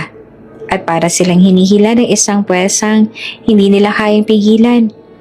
At bago pa man nila namalayan, naglapit na ang kanilang mga labi. Isang halik. Mahina sa simula, puno ng pag-aalinlangan. Ngunit mabilis na lumalim. Puno ng pananabik na matagal na nilang kinimkim. Sa halik na iyon, bumalik ang lahat. ang alaala ng kanilang kasal, ang mga gabing magkasama sa probinsya, ang mga pangakong iniwan nila sa isa't isa para silang muling binuhay ng pag-ibig. Ngunit kasing bilis ng apoy, agad ding dumating ang lamig ng katotohanan. Biglang kumala si Rowena, sabay hawak sa kanyang bibig at nanginginig. Hindi ko. Mali ito. Hindi dapat. Nakatitig si Enrico at humihingal. Hawak pang kamay ng babae. Rowena. Umiling siya. Tumayo at halos nanginginig ang tuhod. May asawa ka na. Hindi na akong mundo mo. Huwag nating sirain ang meron kayo ngayon. Lalo na't nakatingin ang lahat. Natigilan si Enrico. Totoo, may responsibilidad siya kay Eliza. At higit sa lahat, kay Adrian. Ngunit bakit ganon? Sa piling ni Rowena, dama niya, siya ang tunay na buhay. Lumapit siyang muli, ngunit pinigilan siya ni Rowena. Hindi ko pakiusap. Huwag mo akong pahirapan. Mahal kita, oo, hindi yun nawala. Pero mas mahalaga sa akin ang katahimikan ng anak natin. Kung mabunyag ito, baka siya lang ang masaktan. Tuluyan ang bumigay si Enrico. Yumuko siya. Tinakpan ang mukha ng palad. Patawarin mo ko, Rowena. Hindi ko mapigil ang puso ko. Mahal pa rin kita. Tumulo ang luha ni Rowena. Lumapit at marahang hinawakan ng kanyang balikat. Mahal din kita, Enrico. Pero hindi ito ang tamang oras. Hindi ito ang tamang paraan. Sandaling nagyakapan sila. Mahigpit, puno ng pangungulila. Ngunit alam nilang hindi iyon maaaring magtagal. Sa labas, dumaan ang iilang kapitbahay. Hindi alam ang nagaganap sa loob ng maliit na silid. Ang mundo ay tuloy sa kanyang ingay. Ngunit sa loob, dalawang pusong muling nagtagpo ang patuloy na lumalaban sa pagitan ng pag-ibig at tungkulin. At sa gabing iyon, nang umalis si Enrico ay pareho silang may mabigat na dalahin. Si Rowena, ang takot na baka madamay ang anak nila. Si Enrico, ang guilt na bumabalot sa kanya sa pagitan ng dalawang pamilya. Ngunit sa kabila ng lahat, isang bagay ang malinaw. Hindi kayang talunin ng panahon at distansya ang pag-ibig na minsan ay kanila. Sa loob ng marangyang mansyon ng mga Villarreal, tahimik ang gabi. Ang mga ilaw ng chandelier ay kumikislap. Ngunit sa silid ng mag-asawa, ramdam ang lamig na hindi dulot ng aircon kundi ng tensyon. Nakaupo si Eliza sa gilid ng kama, naka-cross arms, habang nakatitig sa orasan. 10:00 na ng gabi. Wala pa si Enrico. Meetings daw? Mahina niyang bulong sa sarili. Bakas ang ines sa boses. Hindi ito ang unang beses sa mga nagdaang linggo. Napapansin niya na rin ang pagbabago. Madalas nang late umuwi si Enrico. Palaging may emergency meeting. At kapag weekend naman, biglang may business trip or overtime sa opisina. Ngunit bilang asawa, ramdam niya. Hindi lang trabaho ang dahilan. Makalipas ang kalahating oras, bumukas ang pinto. Pumasok si Enrico. Nakasuot pa rin ang simpleng jacket at mukhang pagod. Ngunit para kay Eliza, mas kapansin-pansin ang ibang bagay. Ang kakaibang kislap sa mga mata nito, para bang galing ito sa ibang mundo. Sorry, I'm late. Maikling sabi ni Enrico. Agad na tinanggal ang jacket at iniwas ang tingin. Hindi gumalaw si Eliza. Meeting nga naman? Malamig ang tanong. Tumango si Enrico. Oo, mahaba. Investors. You know how it is. Tinitigan siya ni Eliza at hindi nagsasalita. Sanay na siyang marinig ang mga palusot ng asawa. Pero ngayong gabi, ibang-iba ang pakiramdam. Ramdam niyang may hindi ito sinasabi. Enrico, mariin niyang sambit. Ilang linggo nang ganito. Laging overtime. Laging may dahilan. Ano bang pinagtataguan mo? Napatingin si Enrico. Sandaling natigilan. Wala. Trabaho lang to, Eliza. Huwag ka nang mag-isip ng kung ano-ano. Trabaho? Mapait ang ngiti ni Eliza. Trabaho bang dahilan kung bakit kahit ang anak mo halos hindi ka na nakakasama? Si Adrian, palaging naghihintay sa hapag, pero wala ka. At ngayong gabi, kahit anniversary natin, wala ka pa rin? Nanlaki ang mga mata ni Enrico. Anniversary? Tumulo ang luha sa mata ni Eliza. Nakalimutan mo pa. Hindi na nakasagot si Enrico. Napayuko siya. Ramdam ang bigat ng konsensya. Ngunit paano niyang ipapaliwanag? Paano niya sasabihin na ang mga gabing iyon, ginugugol niya kasama ang babaeng matagal niya nang inakalang patay? At ang batang iyon na anak nila? Lumapit siya at marahang hinawakan ng kamay ni Eliza. I'm sorry. Alam ko nagkulang ako. Babawi ako. Promise. Ngunit hindi na ganong kadali para kay Eliza. Sa mga mata nito, may sugat ng lumalim. Kinabukasan, habang nasa opisina, hindi mawala sa isip ni Eliza ang nangyari. Sa harap niya ay nakabukas ang laptop, ngunit wala siyang gana sa trabaho. Pabalik-balik sa isip niya ang mukha ng asawa kagabi. Yung paraan ng pag-iwas ng tingin, yung halatang kabadong boses. Tinawagan niya ang kanyang matalik na kaibigan, si Bianca. Bianx, I think Enrico's hiding something. Baka naman totoong trabaho lang talaga, Eliza. Alam mo naman si Enrico, diba? Palaging nasa business world. Umiling si Eliza, kahit hindi siya nakikita. Hindi Iba na to. Ramdam ng isang asawa kapag may kakaiba. Lately parang may ibang mundo siya Parang may ibang buhay na hindi ko kilala. Nag-aalala naman si Bianca. Anong plano mo? Magtatanong-tanong ako. Sagot ni Eliza, mariin ang tinig. Kung kailangan, papasundan ko siya. Hindi ako papayag na lokohin niya. Samantala si Enrico ay nasa opisina, ngunit wala sa meeting ang kanyang isip. Habang nakikinig sa report ng board, ang iniisip niya ay si Rowena at si Lira. Ang ngiti ng bata, ang mga mata ni Rowena, ang halik na muntik na nilang ibigay sa isa't isa. Ngunit kasabay ng lahat, ramdam niya ang bigat. Alam niyang may asawa siyang naghihintay sa bahay. Isang asawang nagsisimula ng maghinala. Kinagabihan, maling late umuwi si Enrico. Pagbukas niya ng pinto, nakita niyang gising pa rin si Eliza, nakaupo sa sofa. Nakatitig sa kanya. Late na naman. Malamig na sabat ni Eliza. Meeting? Tumango si Enrico. Mabilis na tumingin sa sahig.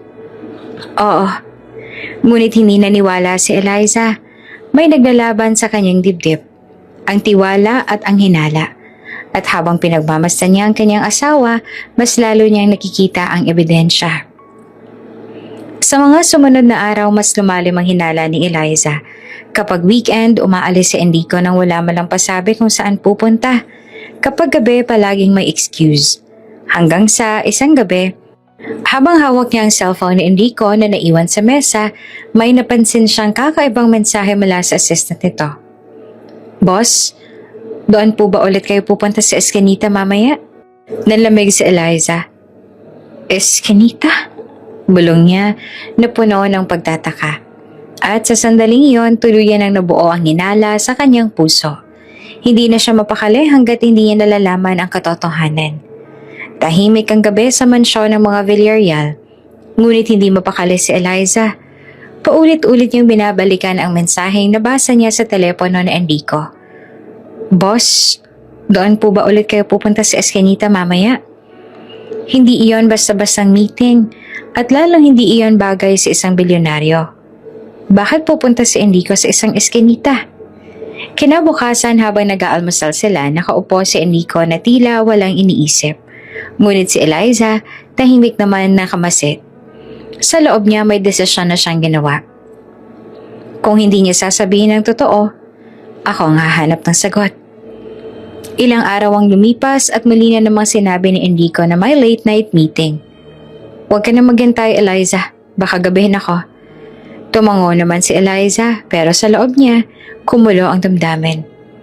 Pagkaalis ni Enrico, agad niyang tinawagan si Bianca. Bianca, kailangan ko ng tulong. May papasundan ako. Ha? Eliza, sigurado ka ba? Delikado yan. Mariing sagot na Eliza. Mas delikado kung wala akong gagawin. Hindi ko hahayaang lokohin niya ako. Kinagabihan, sumakay si Enrico sa kanyang sasakyan. Dala ang driver at isang bodyguard. Tahimik lang siya sa likod, nakatingin sa bintana. Hindi alam na may nakasunod na sa kanila. 2 kotse ay nakabuntot mula sa di kalayuan. Mga tao ni Eliza. Inutusan niyang magmanman. Tahimik lang ang kanilang pag-usad. Pero malinaw ang layunin. Tuklasin kung saan pupunta ang bilyonaryo tuwing gabi. Ma'am, bulong ng isa sa kanila sa telepono. Sinusundan na namin si Sir Enrico. Papunta siya sa isang makitid na daan sa Tondo. Nanlamig si Eliza sa kabilang linya. Tondo? Hindi niya akalaing doon pumunta ang kanyang asawa. Samantalang si Enrico ay bumaba sa isang eskinita. Nakasuot siya ng simpleng jacket at cap para hindi makalala. Sa bawat takbang ramdam niya ang kaba at pananabik. At sa dulo ng eskinita, naroon ang maliit na inuupahan ni Rowena. Pagkabukas ng pinto, sinalubong siya ng ngiti ni Lyra. Kuya, andito ka na! Napangiti si Enrico at agad na binuhat ang bata. Namiss kita, prinsesa. Sa gilid ay nakatayo naman si Rowena, tahimik na nakamasid. Sa bawat pagdating ni Enrico, nararamdaman niyang unti-unting bumabalik ang mga alaala. Ang mga damdaming pinilit niyang ibaon.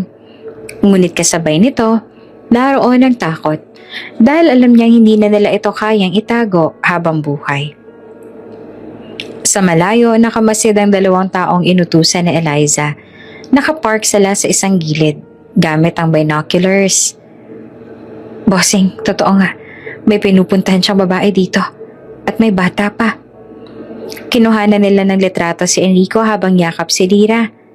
Kinuhanan nila ng video ang pagtayo ni Rowena sa tabi niya. Naggulat ang isa.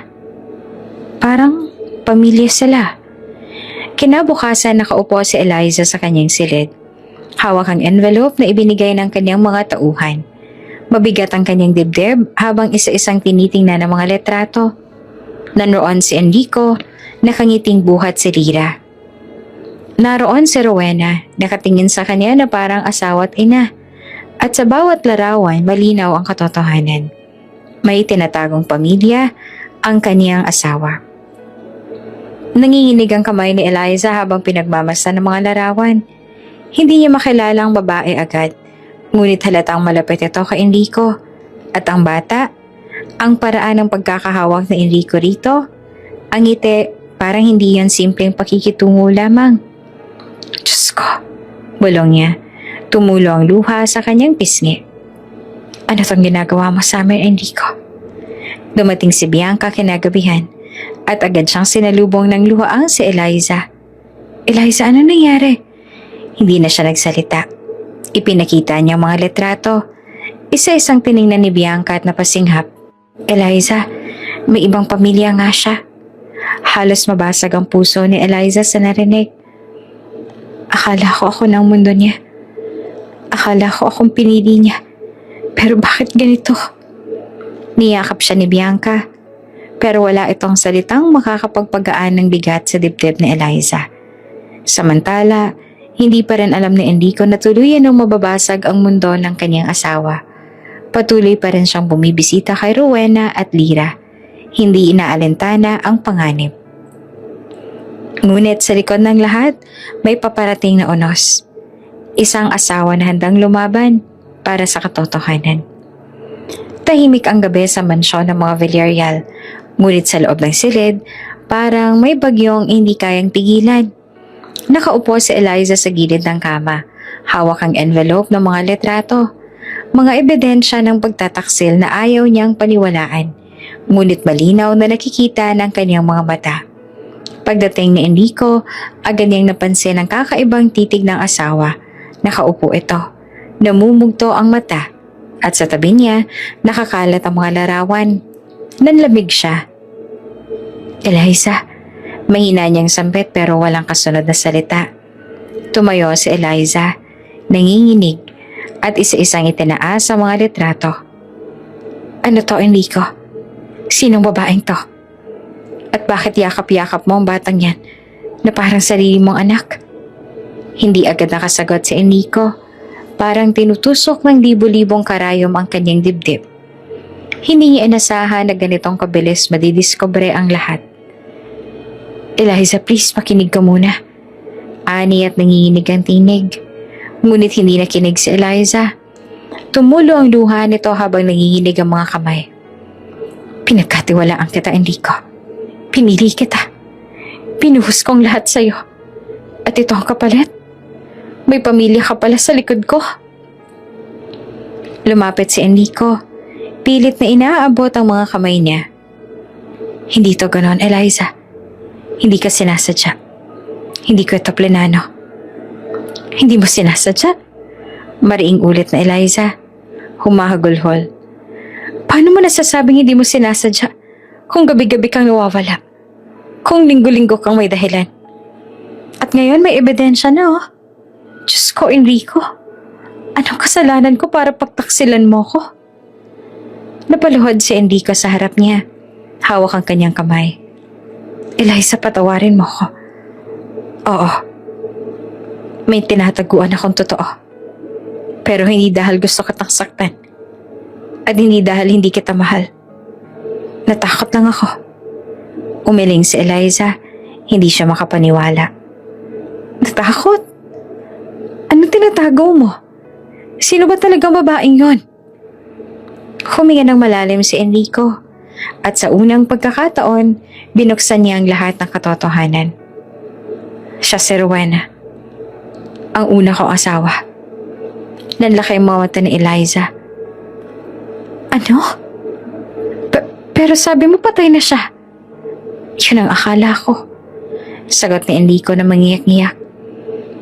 Akala ko nasunog siya kasama ng kanyang ina. Yun ang sinabi sa akin. Ilang taon kong iniyakan ng pagkawala niya. Ilang taon kong dinala ang guilt pero ngayon buhay pala siya. At Eliza, may anak kami. Parang binagsakan ng mundo sa Eliza. Tumulo ang luha niya nang walang tigil. Halos mawalan siya ng boses. Anak? Ninyo? Tumango si Enrico. Yakap ang kamay niya. Oo, si Dira. Ang batang yon, siyang anak namin. Eliza, hindi ko to plenano.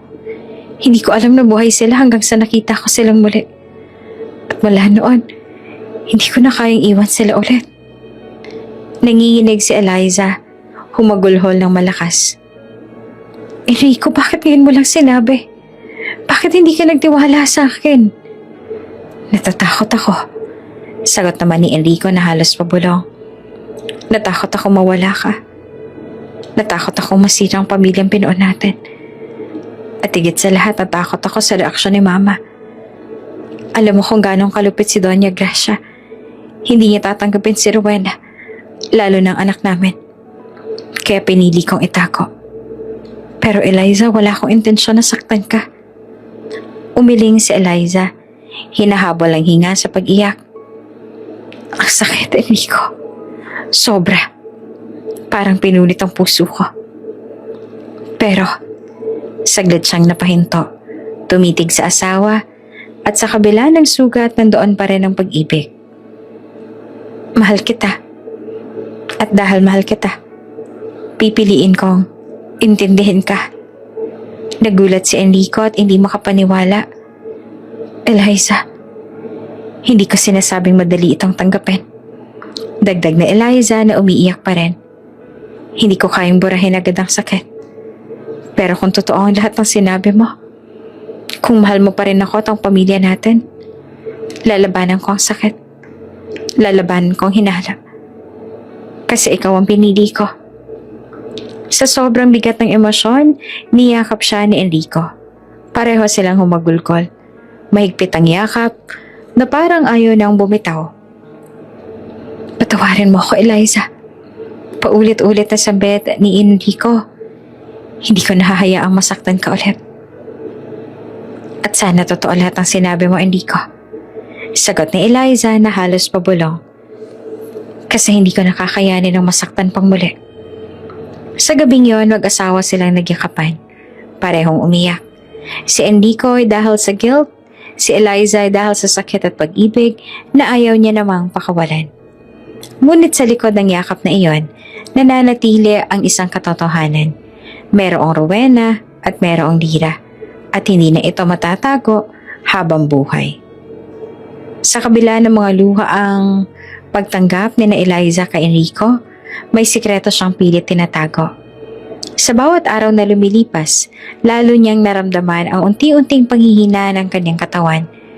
Ngunit pinili niyang huwag ipaalam, hindi sa asawa, hindi kay Adrian, at lalo hindi sa kahit kanino.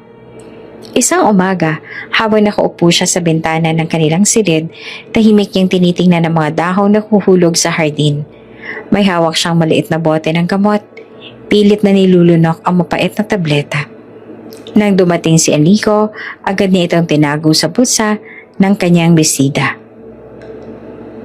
"Good morning, honey." Bati ni Enrico, halatang pinipilit ang ngiti. "How are you feeling today?" Ngumiti si Eliza at kunwari walang problema. "I'm fine. Wala naman." "Ikaw, may meeting ka na naman mamaya?" Tumango si Enrico. Umupo sa tabi niya. Oo, pero hindi ako magtatagal. I'll make sure na makakauwi ako ng maaga. Gusto ko makabawi sa inyo ni Adrian." Hinawakan ni Eliza ang kamay ng asawa at ngumiti.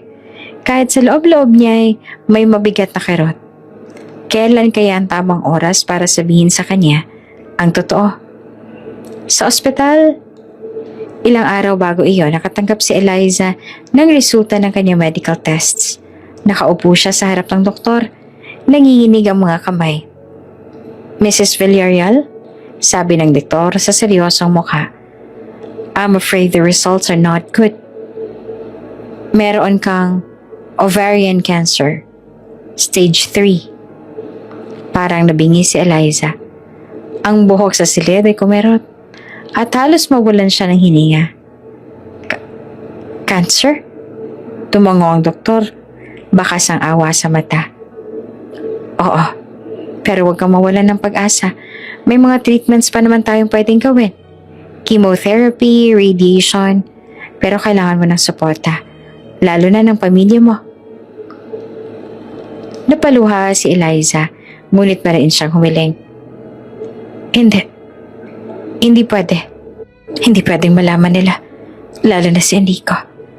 Sapat na ang sakit na nadala ko sa kanya. Hindi ko na kayang dagdagan pa. Mrs. Villarreal, hindi mo kayang harapin ito ng mag-isa. Mariing sabi ng doktor, ngunit tumayo si Eliza at pinunasan ng luha. Kung ito ang kapalaran ko, tatanggapin ko. Pero hindi ko hahayaan na magbago ang tingin nila sa akin. Hindi ako magiging pabigat sa pamilya ko. Mula noon, tinago niya na ang lahat. Sa bawat gabi, kapag tulog na sina Enrico, Adrian, dumiretso siya sa banyo.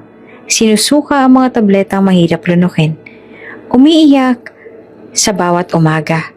Tahimik lang. Pinipilit niyang ngumiti. Kahit ang katawan niya ay halos bumigay na. Isang gabi habang nagdi-dinner silang pamilya, napansin ni Adrian ang ina. "Mami, bakit ang hina ng kain mo?" Tanong ng bata. Puno ng inosente. Napangiti naman si Eliza at pinilit magpakatatag. Diet lang anak. Para sexy pa rin si mommy. Natawa si Adrian. Hindi alam ang katotohanan. Ngunit si Enrico nakatingin ng mabuti. Napansin niyang pamumuta ng asawa, ang unti-unting pagbagsak ng timbang. "Eliza," mahina niyang sabi matapos silang maghapunan. "Sigurado ka bang okay ka lang? Parang may iba." Umiling si Eliza at mabilis na ngumiti. "Huwag kang mag-alala. Baka stress lang sa trabaho. Hindi mo na kailangan dagdagan pang iniisip mo." Ngunit sa kanyang puso, alam niyang niloloko lang niya ang sarili. Sa isa pang gabi habang naglalakad siya mag-isa sa hardin, tiningnan niya ang buwan. Pumikit siya at mahigpit na yumakap sa kanyang sarili. Kung ito ang kapalaran ko, tatanggapin ko. Pero Diyos, sana bigyan mo pa ako ng sapat na oras. Hindi para sa akin kundi para sa kanila. Para kay Enrico. At higit sa lahat, para kay Adrian. Hindi pa ako handa na iwan sila. Naglakad siya pabalik sa silid. Ngunit sa kanyang hakbang, Biglang nanghina ang kanyang tuhod. Muntik na siyang matumba. Ngunit, mabilis siyang nakahawak sa poste ng balkonahe. Hindi ngayon. Bulong niya na pinipilit ang sarili. Samantala, si Enrico ay lalong nagiging maingat. Sa tuwing kasama niya si Rowena at Lyra, pilit niyang pinapaikli ang oras para hindi mahalata ni Eliza. Ngunit sa puso niya, ramdam niya ang guilt at ang bigat ng dala. Isang gabi, nang dumating siya ng maaga, nadatnan niya nakahiga si Eliza sa kama. Nakapikit. Nilapitan niya ito at marahang hinaplos ang buhok. "Eliza," bulong niya. "Pasensya na kung naging mahina ako. Pero sana maniwala ka. Mahal na mahal pa rin kita." Nagmulat si Eliza. Pinilit ngumiti kahit halos hindi na makagalaw. "Mahal din kita, Enrico. At kahit ano pang mangyari, pipiliin pa rin kitang intindihin." Tumulo naman ang luha ni Enrico. Niyakap ang asawa. Ngunit si Eliza, sa kanyang puso, alam niyang hindi na magtatagal ang oras niya. Sa mga sumunod na araw, mas lalong lumala ang kanyang kalagayan. Ngunit imbes na magpatingin muli o magsabi kay Enrico, mas pinili niya magtago. Dinoble niya ang tapang at lakas tuwing kaharap ang mga pamilya. Ngunit sa bawat oras na siya'y mag-isa, dumadaloy ang mga luha at sakit na pilit niyang nilalabanan. At sa dilim ng kanyang labi, paulit-ulit ang kanyang panalangin. "Diyos ko, kung darating ang oras, sana hindi nila masaktan ng sobra. Sana maging matatag si Enrico. At sana magabayan ninyo si Adrian." Mabilis ang paglipas ng mga araw at kasabay nito ay hunti-hunting umiina si Eliza. Ang sakit na matagal niyang tinatago ay nagsimulang lumantad sa kanyang katawan. Mas madalas sa pagkahilo, pamumutla, at ang ibig sabihin ng katawan na halos hindi niya na makayanan. Ngunit kahit ganoon, pinipilit niyang umiti tuwing kaharap sina Enrico at Adrian. Isang gabi, habang mahinahon na natutulog si Enrico sa tabi niya, bumangon si Eliza ng dahan-dahan. Maingat siya naglakad papunta sa study room. Dalang maliit na kahon na matagal niya nang tinatago. Binuksan niya ito at inalabas ang ilang papel, tinta at sobre. Huminga siya ng malalim, tumitig sa blankong papel at sinimula ng pagsusulat. "Mahal ko ang Enrico. Kapag nabasa mo ito, malamang wala na ako. Huwag kang malungkot at huwag mong sisihin ang sarili mo. Matagal ko na itong alam, pero pinili kong itago. Alam kong may mga pagkukulang ako, pero sana maisip mong ginawa ko ang lahat para maging matatag para sa inyo ni Adrian. Una sa lahat, salamat. Salamat dahil minahal mo ako. Pinili mo ako, kahit hindi ako ang una mong pag-ibig. Naging masaya ako dahil pinili mong buuin ang pamilya natin. Hindi naging madali, pero hindi rin naging kulang ang pagmamahal mo. Pangalawa, patawarin mo ako kung itinago ko ang sakit na ito. Ayoko makita mo ako naghihirap. Ayoko maging pabigat sa'yo. Lalo na sa mga panahong alam kong mabigat na rin ang dinadala mo. At panghuli, sana maintindihan mo ang isusulat ko ngayon. Baka ito na ang paraan ng Diyos para ayusin ang lahat. Baka ito na ang dahilan kung bakit ako tinawag niya ng mas maaga. Enrico, bumalik ka kay Rowena. Alam kong siya ang unang babaeng minahal mo. Alam kong hanggang ngayon, may bahagi ng puso mong hindi nawala para sa kanya. At alam kong may anak kayo. Huwag mo siyang talikuran. Huwag mong talikuran ang anak ninyo. Hindi ko ito kahinaan, Enrico. Ito ay biyaya.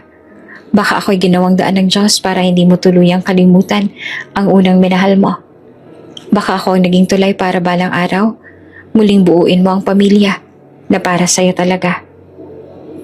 Salamat sa lahat, Enrico. Mahal na mahal kita. Kahit sa kabilang buhay, dadalhin ko mga alaala natin at ipagdarasal ko na magiging masaya ka kahit hindi na ako kasama mo. Eliza. Habang sinusulat ang bawat salita, tumutulo ang luha ni Eliza. Nanginginig ang kanyang kamay, ngunit mariin ang kanyang puso sa pagsasabi ng katotohanan. Matapos niya itong isulat, marahan niyang inilagay sa sobre. Isinara at ipinasok sa kahon na nakalaan lamang para kay Enrico. Sa tabi ng sulat, inilagay niya ang maliit na pendant na regalo sa kanya ni Enrico noong kasal nila. Itong alaala natin, bulong niya habang pinupunasan ng luha. Kinabukasan, lalo pang lumala ang kanyang kalagayan.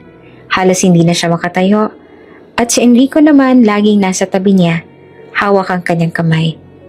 Hindi niya alam ang buong katotohanan ng sakit ng asawa, pero ramdam niyang may kakaiba. Eliza, bakit hindi mo sinasabi sa akin kung ano talagang nararamdaman mo? Tanong ni Enrico puno ng pag-aalala. Ngumiti si Eliza. Pinilit maging matatag. Huwag kang mag-alala, Enrico. Ang mahalaga, kasama kita. Sa gilid nakatingin si Adrian. Hawak ang laruan niyang kotse. Mommy, huwag kang mawawala ha? Inosenteng tanong ng bata. Napaluha naman si Eliza at niyakap ang anak. Hindi kita iiwan, anak. Lagi ako nandito. Ngunit sa puso niya, alam niyang hindi na magtatagal. Ilang linggo pa ang lumipas. Sa huling gabi ng kanyang buhay, nakahiga si Eliza sa kama. Mahina, ngunit payapang itsura. Hawak niya ang kamay ni Enrico. At sa kabilang gilid naman, si Adrian na mahigpit din kumakapit. Enrico, bulong niya na halos paos ng tinig. Mahal na mahal kita. Wala kang ideya kung gaano rin kita kamahal. Sagot ni Enrico na halos hindi makapagsalita sa sobrang lungkot. Ngumiti si Eliza. Pinikit ang mga mata. At sa huling hininga, marahang bumitaw. Mommy! Sigaw ni Adrian at umiyak ng todo. Eliza! Sigaw naman ni Enrico. Nanginginig habang niyiyakap ang malamig na katawan ng asawa. Ngunit sa katahimikan ng gabing iyon, natapos ang laban ni Eliza. Ang iniwan niya, alaala ng pagmamahal at ang sulat na magbabago sa lahat ng susunod na kabanata ng buhay ni Enrico. Ilang araw matapos ang libing, mag-isang pumasok si Enrico sa study room. Doon niya natagpuan ang kahong iniwan ni Eliza. Binuksan niya ito at naroon ang sulat. Habang binabasa niya ang bawat linya, tumulo ang luha niya ng walang tigil. Lalong sumidhi ang guilt, ang lungkot. Ngunit kasabay nito ang kakaibang ginhawa. Eliza, kahit sa huling sandali, inisip mo pa rin ako. Inisip mo pa rin kami. Hinalikan niya ang liham, niyakap ang pendant, at sa unang pagkakataon buong puso niyang tinanggap ang sinabi ng asawa. Baka nga ito ang plano ng Diyos.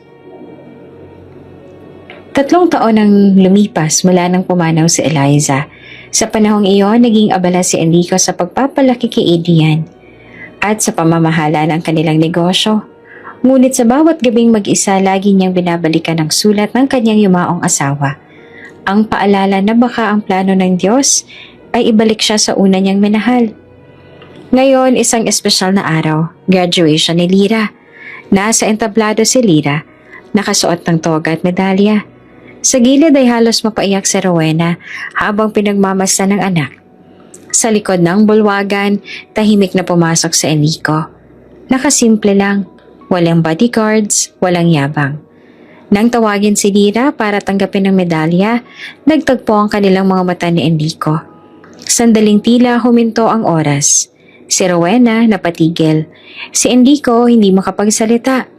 Pareho nilang ramdam na dumating na ang tamang panahon.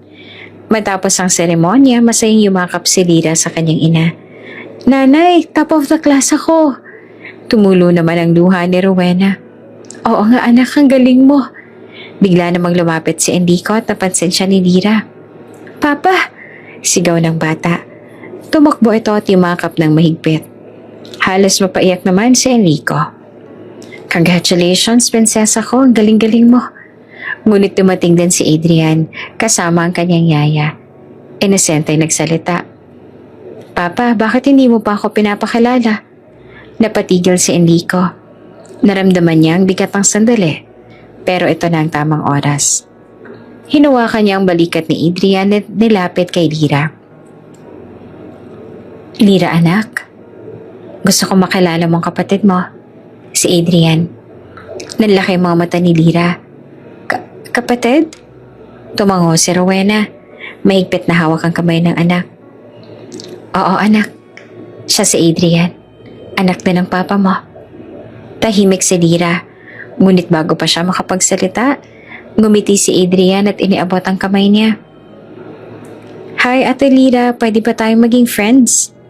Napangiti naman si Lyra. Kinuha ang kamay ng kapatid at mahigpit na hinawakan. Hindi lang friends, magkapatid tayo. Tumulong luha ni Enrico at Rowena habang pinagmamasdan ng dalawa. Sa wakas, ang dalawang batang minsan ay hiwalay ng nakaraan, ngayon ay pinag-isa ng tadhana. Lumapit si Enrico kay Rowena.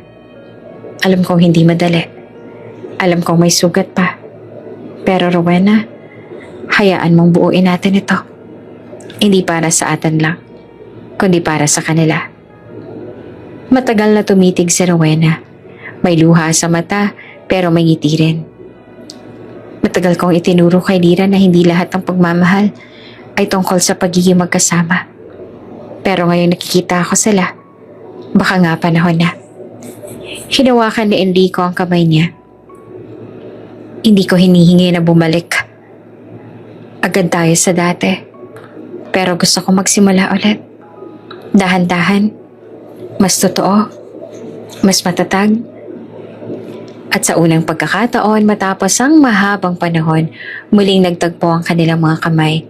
Hindi bilang estranghero, kundi bilang dalawang taong binigyan muli ng pagkakataon.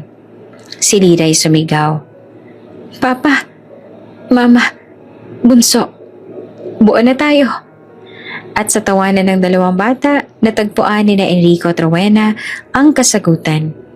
Ang kanilang pag-ibig ay hindi natapos. Napahinga lang. Ilang linggong lumipas, isang hapon, nagpunta si Enrico sa mansyon ng kanyang ina. Tahimik ang paligid. Mabigat ang hangin. Nasa loob si Doña Gracia. Nakaupo sa malaking upuan. Hawak ang abaniko. Malamig ang titig niya. Enrico, aniya ng mariin. Narinig ko ang balita. Hindi ako makapaniwala. Ibinabalik mo ang babaeng yon. At tanggap mo pa ang anak niya. Pinapahiya mo ako sa lipunan. Huminga naman ng malalim si Enrico. Matatag. Oo, Mama. At hindi ako nagsisisi. Si Rowena at si Lyra ay pamilya ko. At si Adrian, kailangan ng kapatid at ina. Hindi ko hahayaang masira ang buhay nila para lang sa pride mo. Mariing ibinagsak ni Doña Gracia ang abaniko. Kung ganyan ang desisyon mo, kalimutan mo na ako na ako yung ina. Wala ka ng karapatan sa pangalan ko. Napalunok si Enrico ngunit hindi siya natakot. Kung iyon ang tingin mo, tatanggapin ko. Pero sana balang araw, makita mo na ang tunay na dangal ay hindi sa pangalan, kundi sa kakayahan nating magmahal. Tumalikod siya. Mabigat ang hakbang, ngunit magaan ang dibdib. Sa labas ng mansyon naghihintay sina Rowena, Lyra at Adrian. Paglabas niya, sinalubong siya ng mga ngiti at yakap ng kanyang pamilya. Doon niya napatunayan na kahit hindi na siya anak ng Donya, siya ay ama, asawa at lalaki na pinili ang pag-ibig kaysa kayamanan at kapangyarihan. Hindi na muling tinanggap ni Doña Gracia si Enrico bilang anak, ngunit natutunan niyang wala na siyang kapangyarihan sa mga desisyon nito. At si Enrico, sa kabila ng lahat ng nawala at sugat, natagpuan muli ang dahilan para mabuhay. Ang pamilya na pinili niya at ang pag-ibig na muling ibinalik ng tadhana. Kung bago ka pa lang sa channel na ito, mga kwento ni Ate Jane, istorya mo, ikwento ko, huwag kalimutang pindutin ang notification bell at subscribe button.